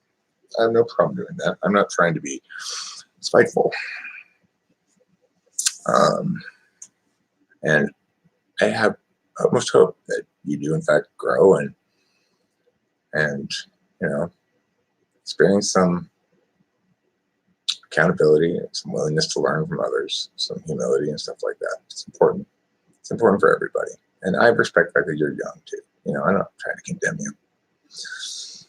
I think the INTJs lean towards alcohol as their addiction, while the ENTPs may go a bit further in the substance use. What is your drug of choice? I also think the INTPs may use sex instead.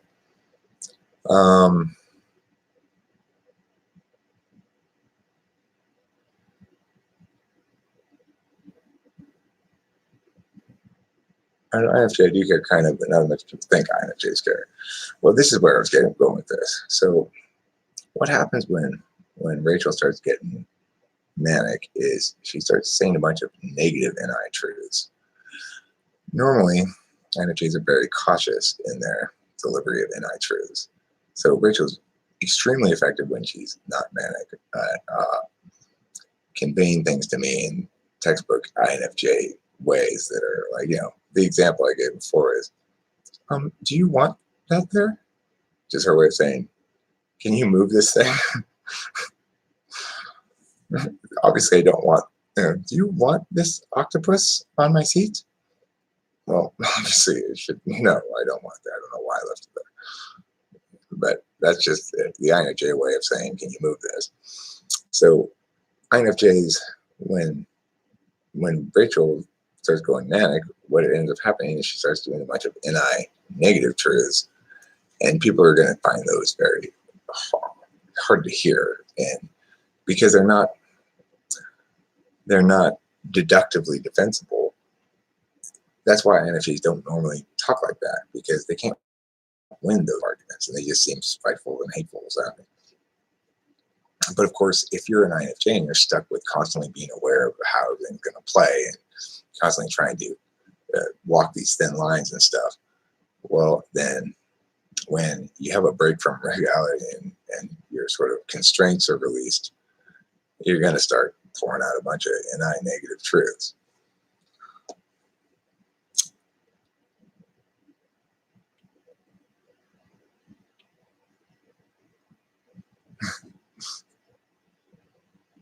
Riri, I am Winston's mama. Is French Winston's mom? I would kick someone off the castle wall if it fucks up the kingdom. Tell me why my dog sits on my lap just to lick himself. Alexandra Cruz.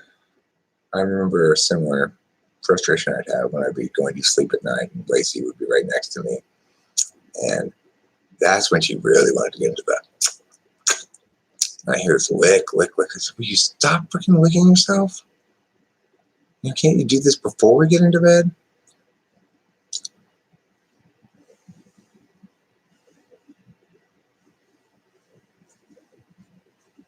Well, I mean, look, in France, people are more sexually promiscuous.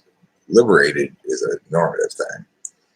There's nothing inherently wrong or right with promiscuity, but promiscuity, to call it liberation, is to assume a frame that ought not be assumed. It is not morally or ontologically healthy to be unreliable in relationships. Sexual jealousy is implicit in being a mammal, not even just a mammal, but being a sexually reproducing animal. Most of them, especially birds and stuff, have a lot of jealousy. It's native to the human experience. So to pretend as though you can just sort of fuck whoever you want and have an affair and it's okay, and these are the hours in which we have an affair in France.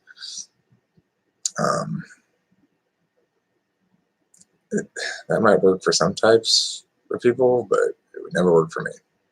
I need to know my significant other is mine and mine alone. I need to know the intimacy I share with my significant other, she shares with nobody else. And that means being really intimate means you tell all your secrets to the person. If you're sleeping around, if you're sleeping with somebody else, then they have your real intimacy. They know your real secret, not your significant other.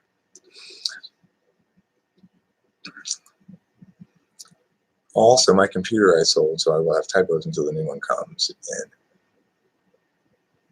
just a heads up. Okay, thank you. My boyfriend said French girls are sluts. I don't know if they've never been to France. I think French people are sluts. They're not necessarily sluts. They've got this sort of Euro cool, like, your old social mores do not apply to this. Monogamy is. Okay, well, fine, Frenchies, but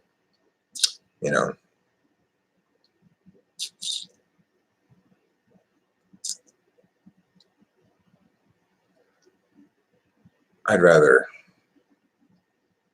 keep my intimacies singularized.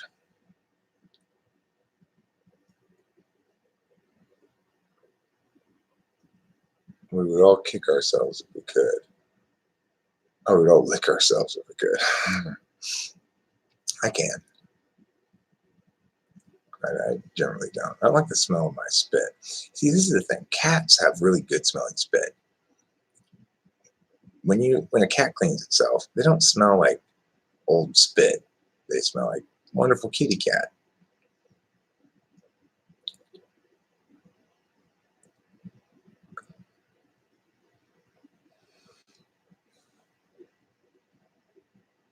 Cat spit smells like kitty meow meow pants.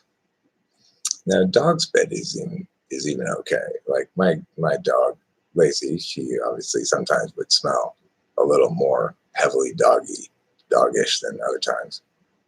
And she had fleas and she was constantly trying to bite her fleas, then she would smell very doggish. But regardless, I really love that smell of a dog. And I love to scratch her back really for a long time really hard and then smell my fingers because they smell like dog. But my beautiful perfect little dog is long dead now. If you want to see the saddest video ever, seriously the single saddest video ever, you see the video that my dog died. Whew, that's a sad video. I have my dead dog in my arms and I filmed it. It's like, even though I was in absolute agony, I still filmed it. What does that tell you? I don't know. I'm not sure what that says.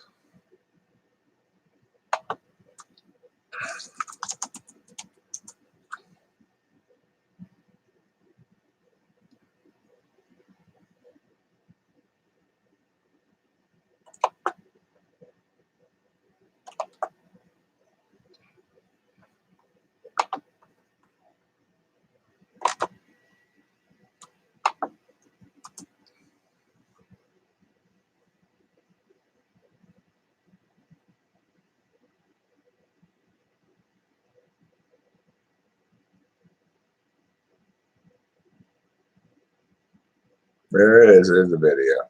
It's only a minute long. I'm gonna cancel. Let me open a new tab. Oh wait. I guess that's not the right.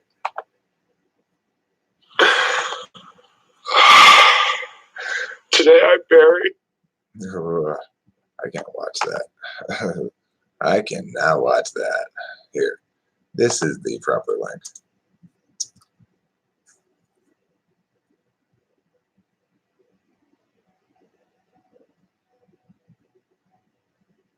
When I first saw that once in a while, I thought it said Eileen has star penis. Eileen, how's your star penis? Does it have lots of points on the end of it?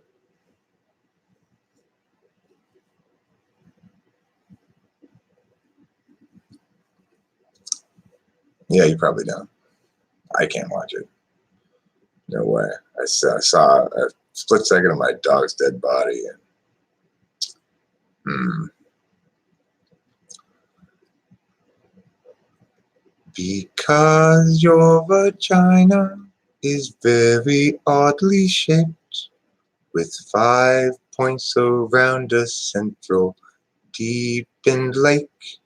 My star penis is appropriate indeed. Fits right inside of there when I go and shoot my seed. Yeah, where is Eileen? Come on, Eileen. What the fuck, dog? What the fuck? This is like perfect time for Germany. It's like, what are you even doing right now? Eating bratwursts? If we ran away, host Eric, and went to become actors, we can use our memories of Lacey and Punk to make us cry. Yeah, it's true. I can always make myself cry by thinking about Lacey. Although right now I'm not for some reason. Oh my God, why would you record that? It's my autobiography. You know, I don't think I'm going to want to revisit that memory, but I probably will eventually. My SI is so weak that I see it as an inherent absolute value kind of to help my memory, like to have a record of shit. Yeah, I was heartbroken. I still am heartbroken about that dog. Best dog ever. I'm never going to have another dog like that. It's not possible.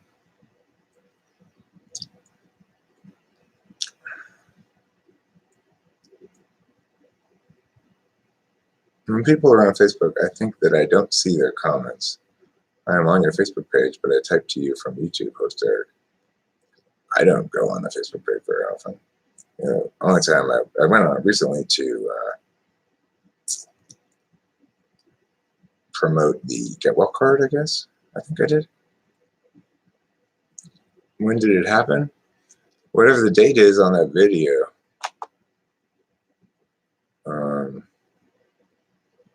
It happened.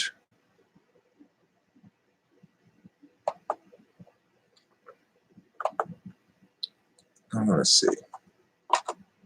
I'm curious now. Why are you saying? Why is this still doing that?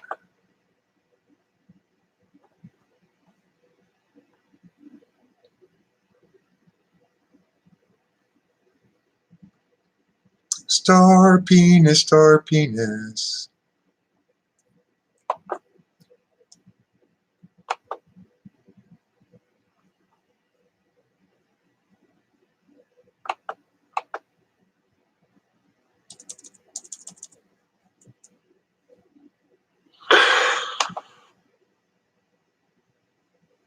September 17th, 2016.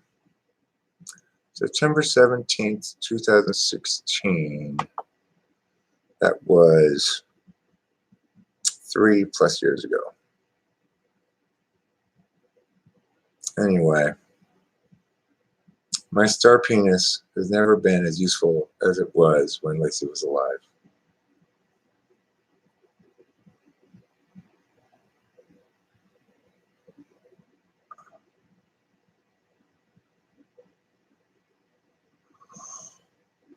I never put Lacey on a leash. And she had free run in the neighborhood, and she survived just fine like that for about 12 years. And then one day when I really didn't want her outside, and I was trying to keep her inside that day, but I had briefly had a second dog, and I couldn't get that dog back inside. It was like, that dog was a pain in the ass, Compton. And so it was a hot day, so I left the gate cracked so that Compton could go back in to get water. Because I had to go to work, and Compton was running away from me and not letting me catch her and not letting me put her back in the house. And so I had to leave the gate open so that she could get back in. That also meant that Lacey could get out, and that was the day that Lacey got hit by a car and died. But of course, it was typical for me to leave the gate open. It was atypical, actually, that day that I was trying to close it. And close them in. Usually I left them open. So, but the thing is, that was Compton. Compton made me have to change my routine a bit because Compton couldn't go run around the neighborhood. She was just a wild, crazy dog. You know, if there are any links between personality types and personality disorders, well, I do think that BPD is probably maximally realized in FIDOMs and SIDOMs. So if you got somebody who's displaying a lot of BPD symptoms, it's probably an SIDOM or an FIDOM. Similarly, if you've got somebody displaying like schizophrenic stuff where everything means all this magical shit, that's probably links to NI, you know. Not that people who are NIDOMs are more likely to be schizophrenic, it just means that schizophrenia seems to be an expression of NI gone wild rather than, say, SI gone wild. Whereas, like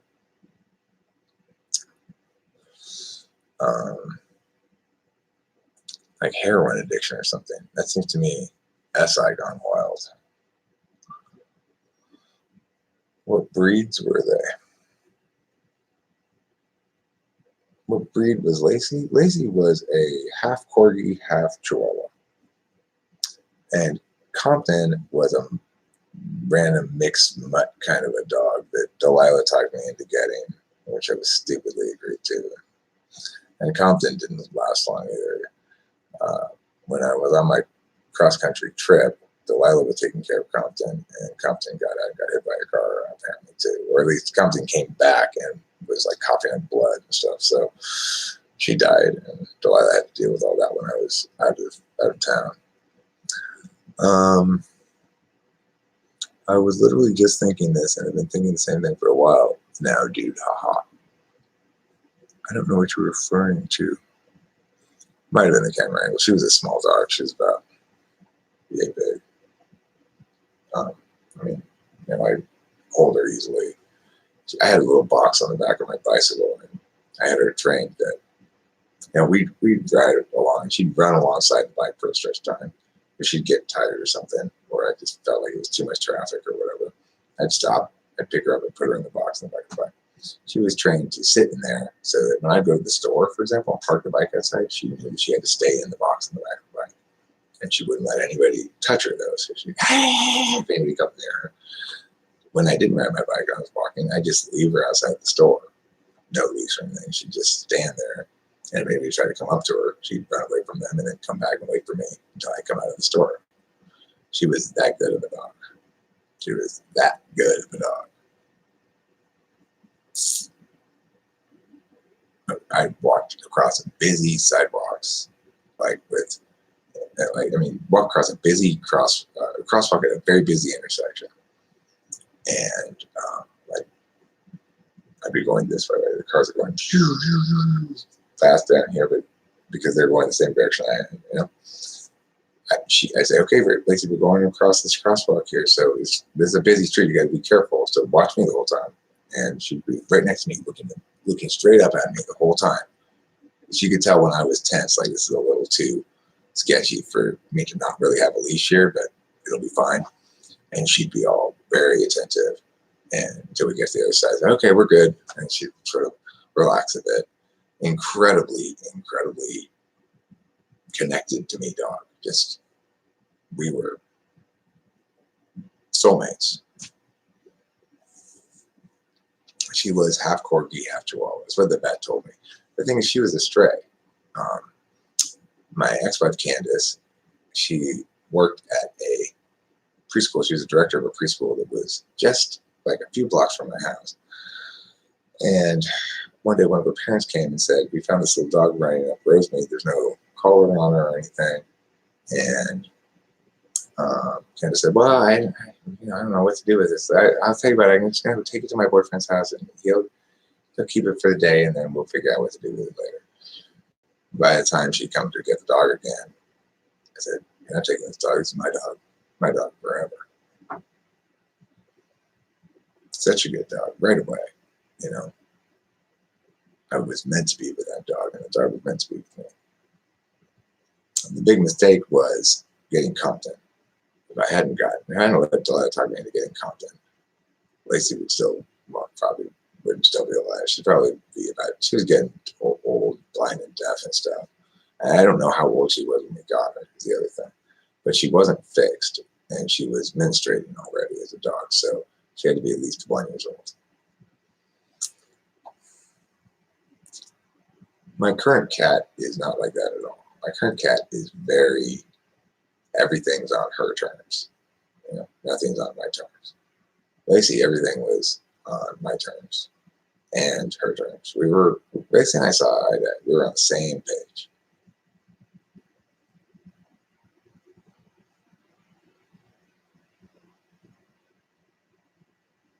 But Alexander Cruz, fucking do not fucking say that.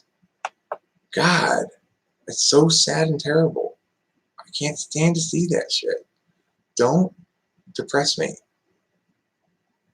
I don't like depressing shit.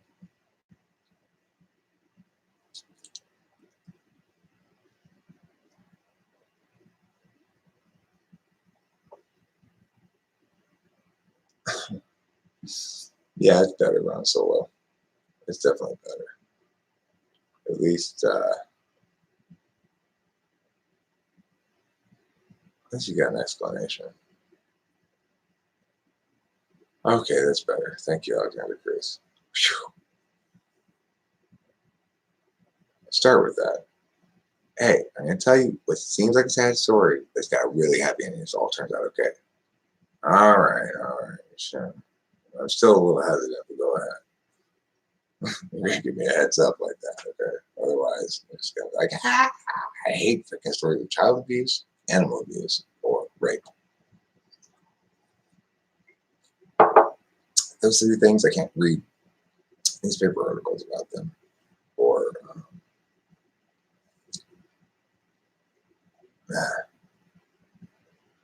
yeah, it makes me too.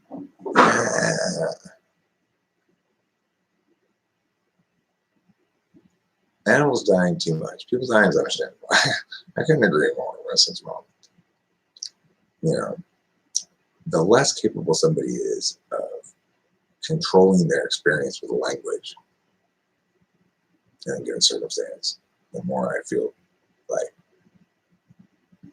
compassion or torture at their suffering. So it's like animals and children are less capable of communicating successfully and therefore affecting things successfully than adults are. And in cases of rape, it's an instance where SE is supplanting extroverted intuition entirely. In other words, words don't matter anymore. You're getting fucked in a way that's not consensual. Well, that sort of shit bothers me a great deal. So,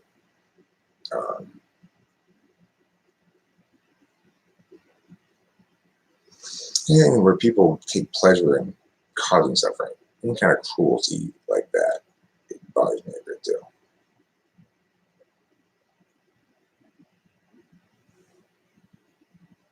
Hell no and Jill no, Alexander Cruz. Pomeranians are awful. By the way, Pomeranians are awful little dogs. I don't know why anybody would want to get a Pomeranian. They're dumb. They're dumb little dogs. There's purebreds. A lot of purebreds are like that, though. Corgis are smart. If I were going to get a purebred, I'd not get a corgi. But ideally, you get like a cross between two different kinds of dogs, like Lacey was, rather than even a full blast mutt. You get like best of two things kind of thing.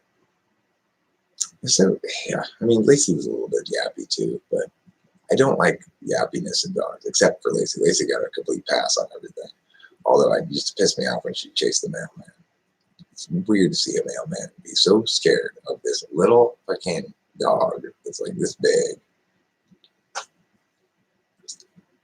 Sterilizing rapists won't prevent them from raping, it'll just prevent them from impregnating those they rape. Why not castrate them? Or remove the genitals entirely?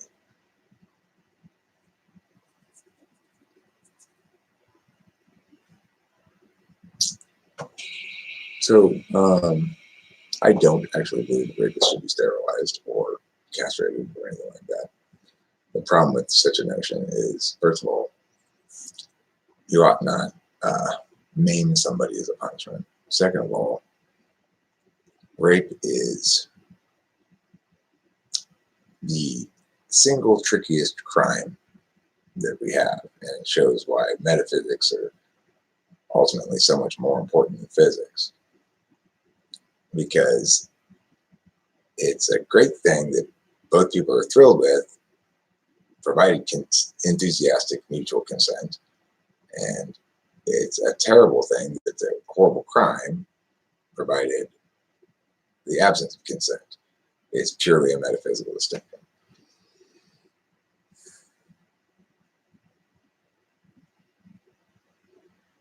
You want to have an owl, huh? Thank you for promoting my channel all over YouTube, Winston's mom.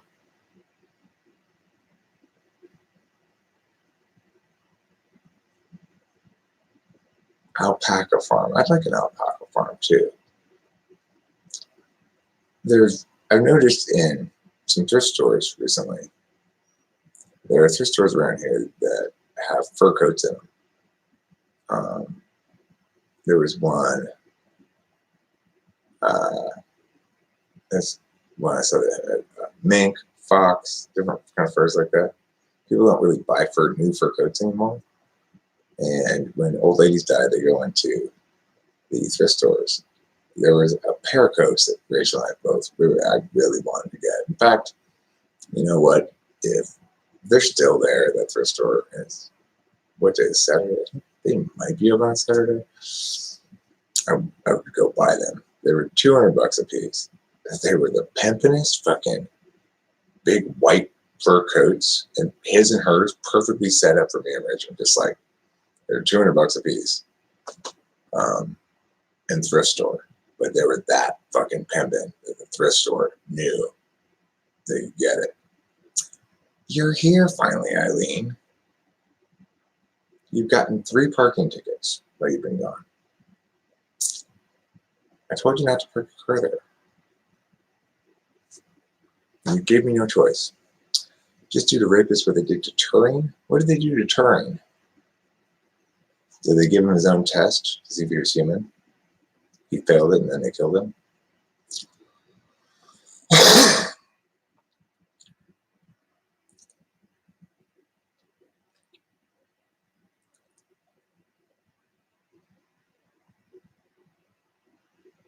Eric, those are the things for me too, man. Like exactly those 3. Yeah. Loitering, shoplifting, and impersonation of a police officer. The 3 worst crimes, right?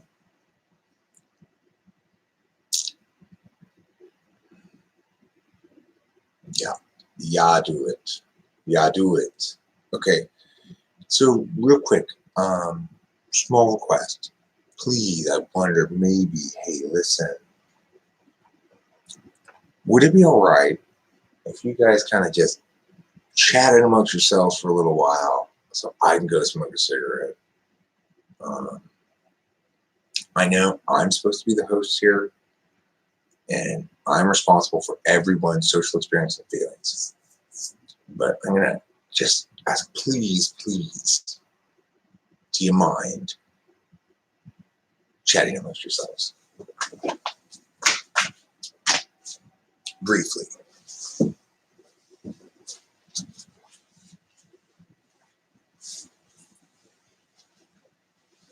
Now, this is what I call a long live stream. This is epic. epic, classic, long question. What's your question, Ron Solo? I suspect very, very low percentage of mental illness is due to type misunderstanding, but I do think that diagnoses of various disorders are likely to be type misunderstandings. So, for example, ADHD or Asperger's are both type misunderstandings. BPD is not, however. BPD is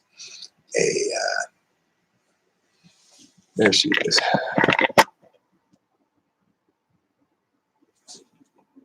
She's that lump over there. I don't know if you can see her. You can't really see her. Well, regardless, when she gets up, you'll see her.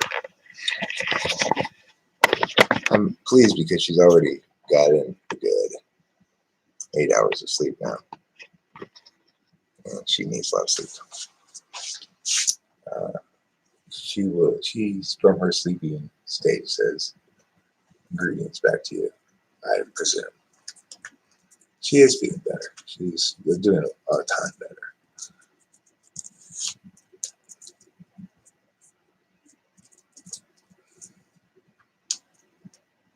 No, she got out yesterday at 3 o'clock.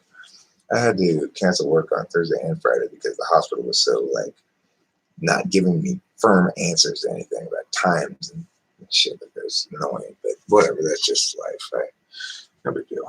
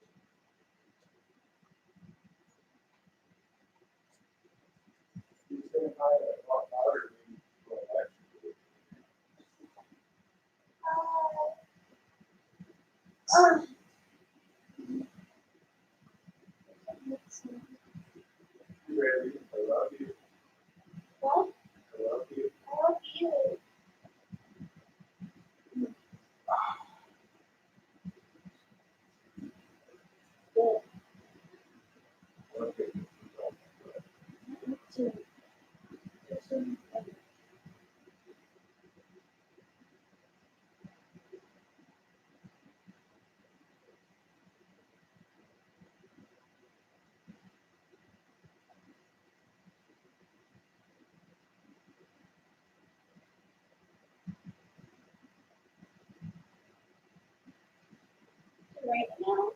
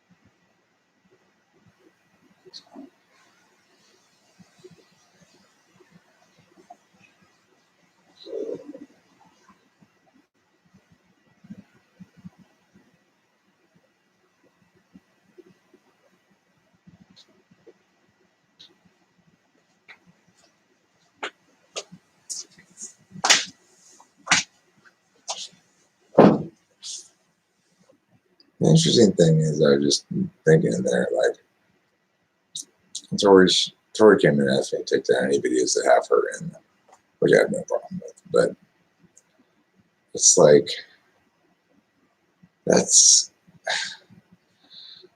I never pressured or barely even asked her to be in any videos.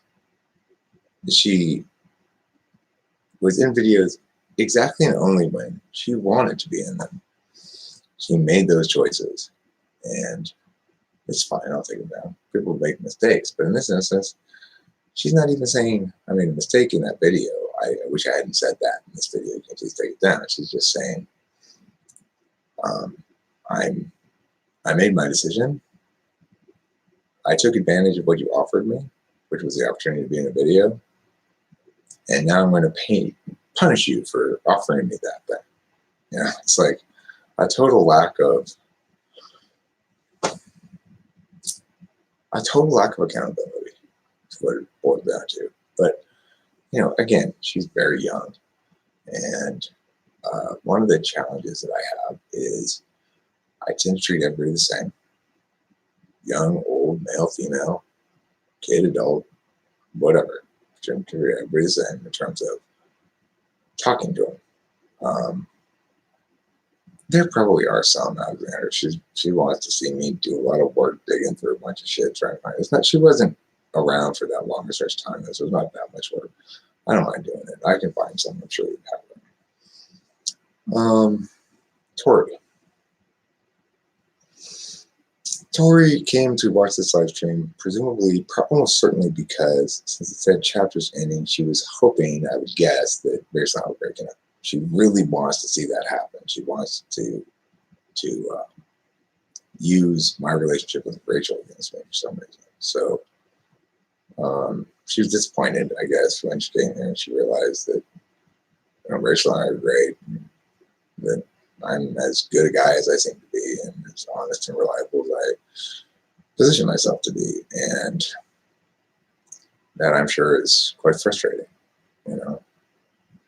She really wants to see me taken down a notch. Most of all, my comeuppance. It's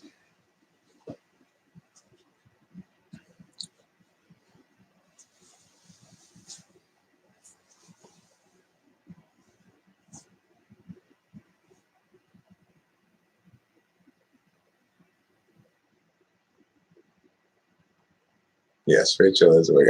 Alexander Cruz says we love you. She's sort of awake.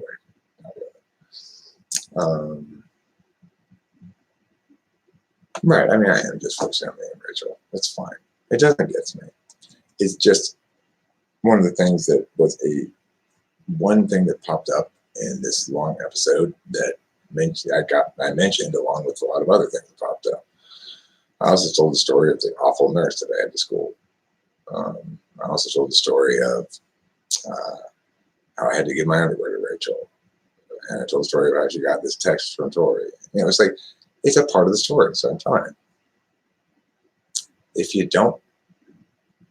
think that your own behavior will make you look bad if told about in a story, then don't do it. It's rule number one in life. Don't do shit that people can use against you in arguments.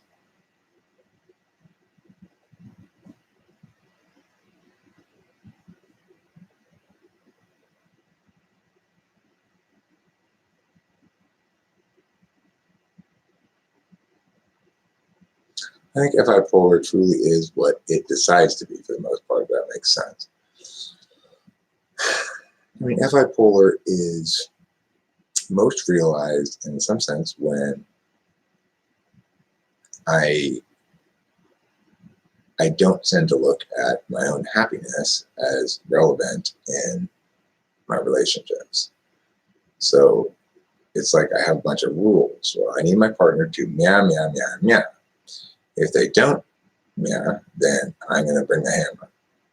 If they do meow, meow, meow, meow, then whatever else they do, it doesn't really matter if it hurts me because they've not crossed any of my boundaries. And my feelings don't matter anyway. So whatever about that.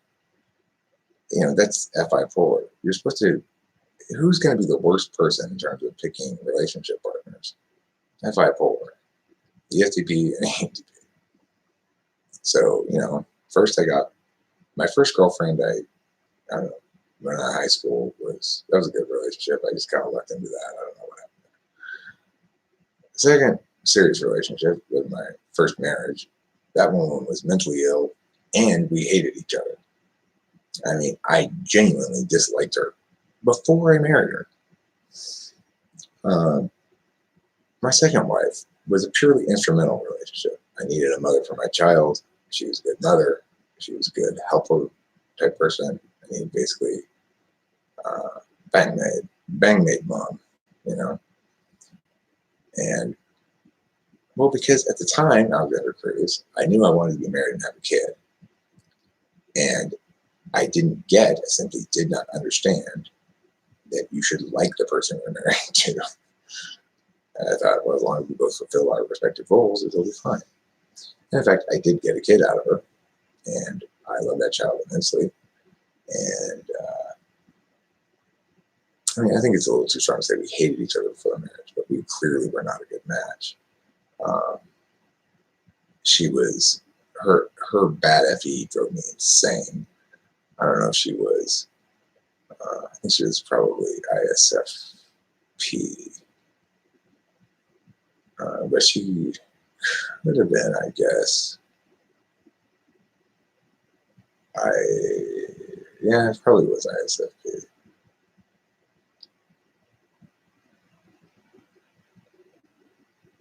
Well, Sean Warren Barron, my first wife, definitely took advantage of me in the sense that she was never fair. She was always a problem, you know, always a fucking problem.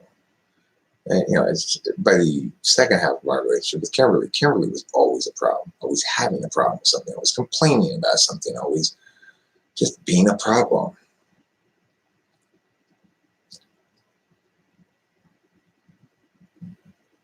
Instead of I am what I am, it's I am whatever I say I am. For people who think Eminem is FI, remember what he says. I am whatever you say I am. Now that's an FE third slot. The ISFP wife, yeah, she could have been an INFP maybe. I think she's an ISFP though, conflictor type, and also mentally ill, and a chronic cheater, just like couldn't keep it in her pants. She cheated on everybody she ever been with. Then, you know, there was Candace, the ESFJ, very instrumental relationship, no FI involved in that. There was Kimberly, again, very instrumental. I wanted that shit locked down, and I was expecting her to be helpful with my debate business, and also none of that shit worked out like that at all. But again, what didn't I do? I did like Kimberly at first. I felt a great sort of connection with her. I felt a reuniting with my childhood girl best friend, who was probably also an ISFJ that I stopped hanging out with when I was like 13 or 14. We'd roll on the bed and laugh sometimes. It lasted a short period of time, that kind of dual juice. And then increasingly became about Kimberly's bad behavior, basically, her bad relationship habits. I'm finding more and more that I struggle to be on the same page as ISFP. They don't have a page.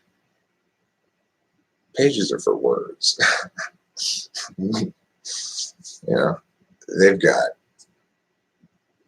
feelings and doing. No pages. I heard Eminem as well. He's a hero to ENTPs everywhere, in my opinion.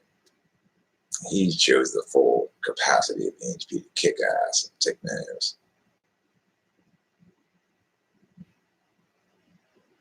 When I was just a little baby boy, my mama used to tell me some crazy things. She used to tell me my daddy was an evil man. She used to tell me he hated me. Then I got a little bit older and I realized she was the crazy one. They say I can't rap about coke no more. They say I can't rap about slut. Think I won't choke no horror till the vocal cords don't work in her throat no more. You motherfuckers think I'm playing it, saying it just to be saying it. Vile, venomous, let's bang, bang, bang, back it in, bang, bang. That song that begins that album. When I first heard that album, like, I guess it's Marshall Mathers LP, the second one. I put it in the fucking CD player in the car. And, when I was just a little baby boy, I was like, wow, this is so amazing. You know, I was just blown away, stunned by it. I was just like, this guy really knows what the fuck he's doing. Now, keep in mind, there's plenty of later Eminem stuff that failed, and you can see how the SI aspect of NHP can get a little too self-referential in some sense.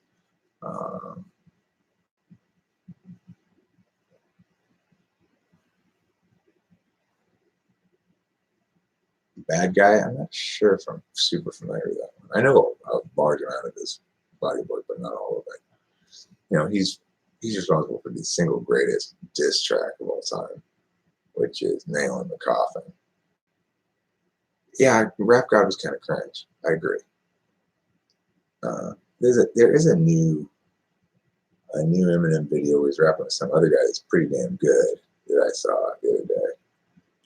It's pretty good, but Rap God is kind of cringe. Killshot's pretty good. He's got nothing else to do, basically. He's won all his battles. He's fought all his fights. And he's trying to, the only thing that even motivates him to do anything anymore is if somebody steps up and he feels the need to slap him down, you know. And it's definitely the case that rapping works best when you have something to say. Like, one of the easiest rap songs I had to write was Tory's Dad. Tory's Dad is a song about Tory's dad and how his SI polar.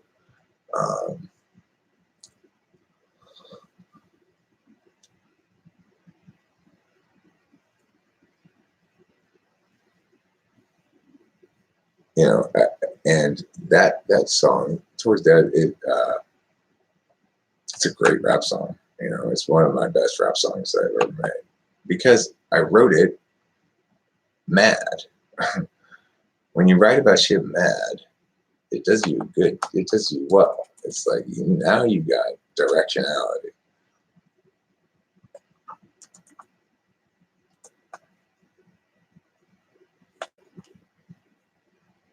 Personality.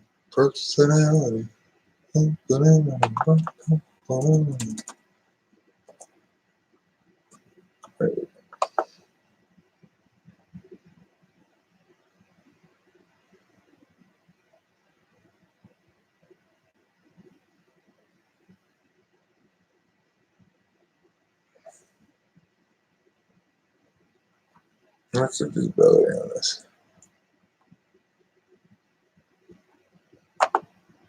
Public. Okay, so this song was private for quite some time, but of course, there's no real reason for me to make this private at all. There's no way anybody can possibly complain about this song violating their privacy or anything like that. It's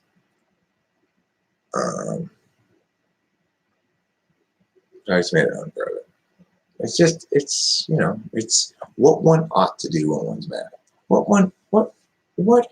ought one do when one is mad? Make a song about it. write a poem about it, make a video about it.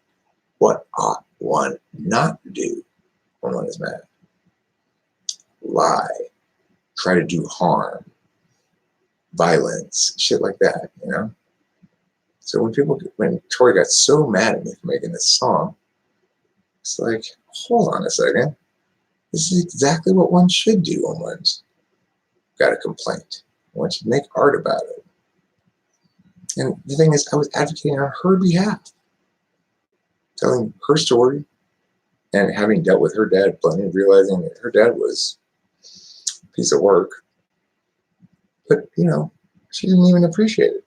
Even though I made her a genius song on her behalf, she didn't appreciate it at all. So, what else? You know? This is one of the longest live streams I've had in a long time. It's 4 hours. I'm gonna wrap it up, but before I do, I'm gonna play this song myself. And yeah, thanks First Class, I appreciate it. The funny thing I'm mad about myself about is I didn't like that. This version of it is not finished properly. It's like what I should do, of course, is make sure I get everything all maximized, print the stereo track, master it, and then use that as the song in the video. Instead, I just pushed play in the thing while I was multi-tracking. I just recorded the video like that, which is something I hadn't done in a long time. I used to do that a lot until I realized it pissed me off because I'd listen to the song later and it would sound like unmastered and shit and just not very good, not nearly as good as it could because I was impatient and just wanted to record it like that. So, you know, that's what I did with that one. But when you actually hear the beat by itself, mastered, sounding proper, it's a great beat. I mean, Eminem's got a lot of great songs. Criminal was fucking great. Because I'm a criminal.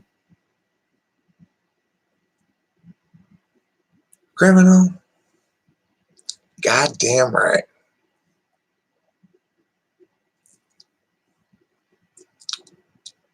Obviously, his big hit, Lose Yourself, is a great song. Drugs Really Got a Hold of Me. I remember I used to identify with that song so much. Drugs Really Got a Hold of Me.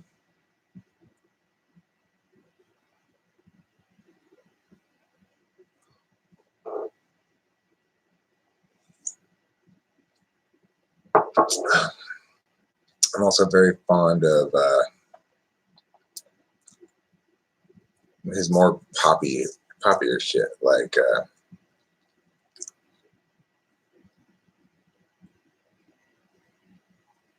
what's that one called?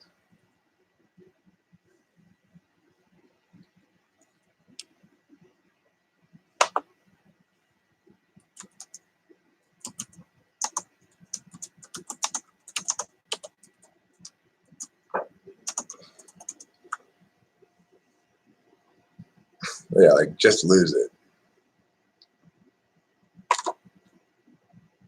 This is a song that I love this aspect of it. It's super poppy, you know, like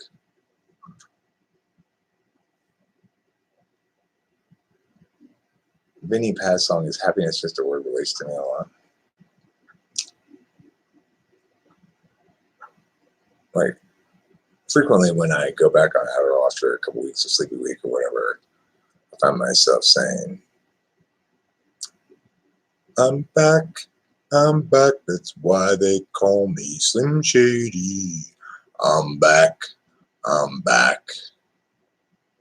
It's another good song. When you get the thwack going and you're like, all right, here we go. After being off of it for a while, it's like, fuck yeah, I'm back. I'm ready to bust some chops. Metaphorically, okay? Metaphorically. Like that.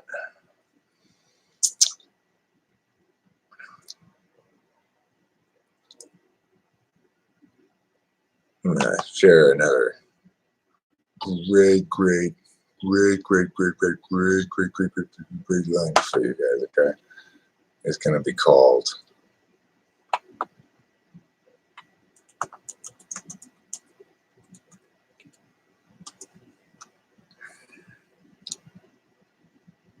this one. Oh yeah. Oh yeah. Oh yeah. Is it this one?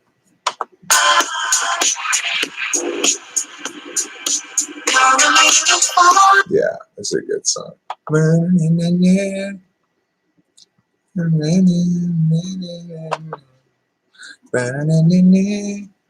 Rachel introduced me to that band.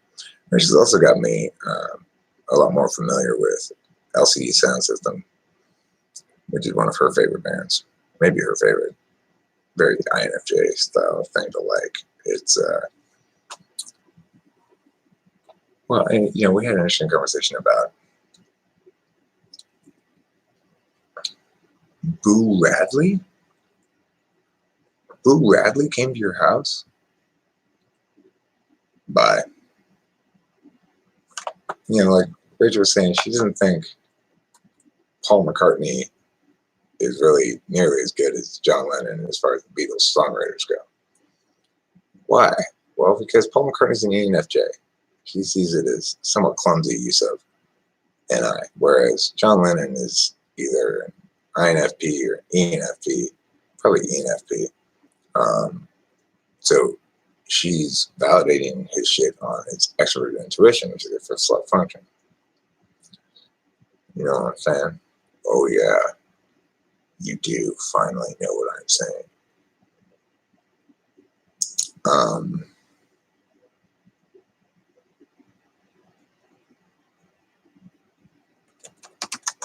I also want to share with you one other really special song that I want to share with you. It's this one. I like this song. Yeah, I think Paul McCartney's an ENFJ. His NI is too NI. Like, you know, think about three of his most famous songs: Hey Jude, My Michelle, and Yesterday. Of those three songs, the only one I really like is Yesterday, and even then, you get tired of it. It's too pockety. It fits too perfectly in the NI melodic pocket. It needs a little NE.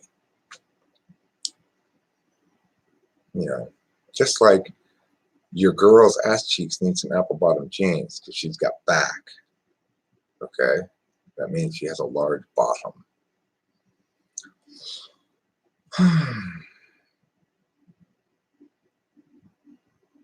It's almost 7. It's probably in this live stream. I'm going to end this live stream. Don't be angry. Don't hate me because I'm beautiful. Okay? I use oil of Olay. You can too. If you want the years to just drip off of your face, like plastic surgery, talk about tightening. It's that oil of Olay. Yesterday I looked to be about 400 years old. Today, I don't look a day over 60. And I'm actually 48, so that's pretty good. Is that your daughter? No, it's not my fucking daughter.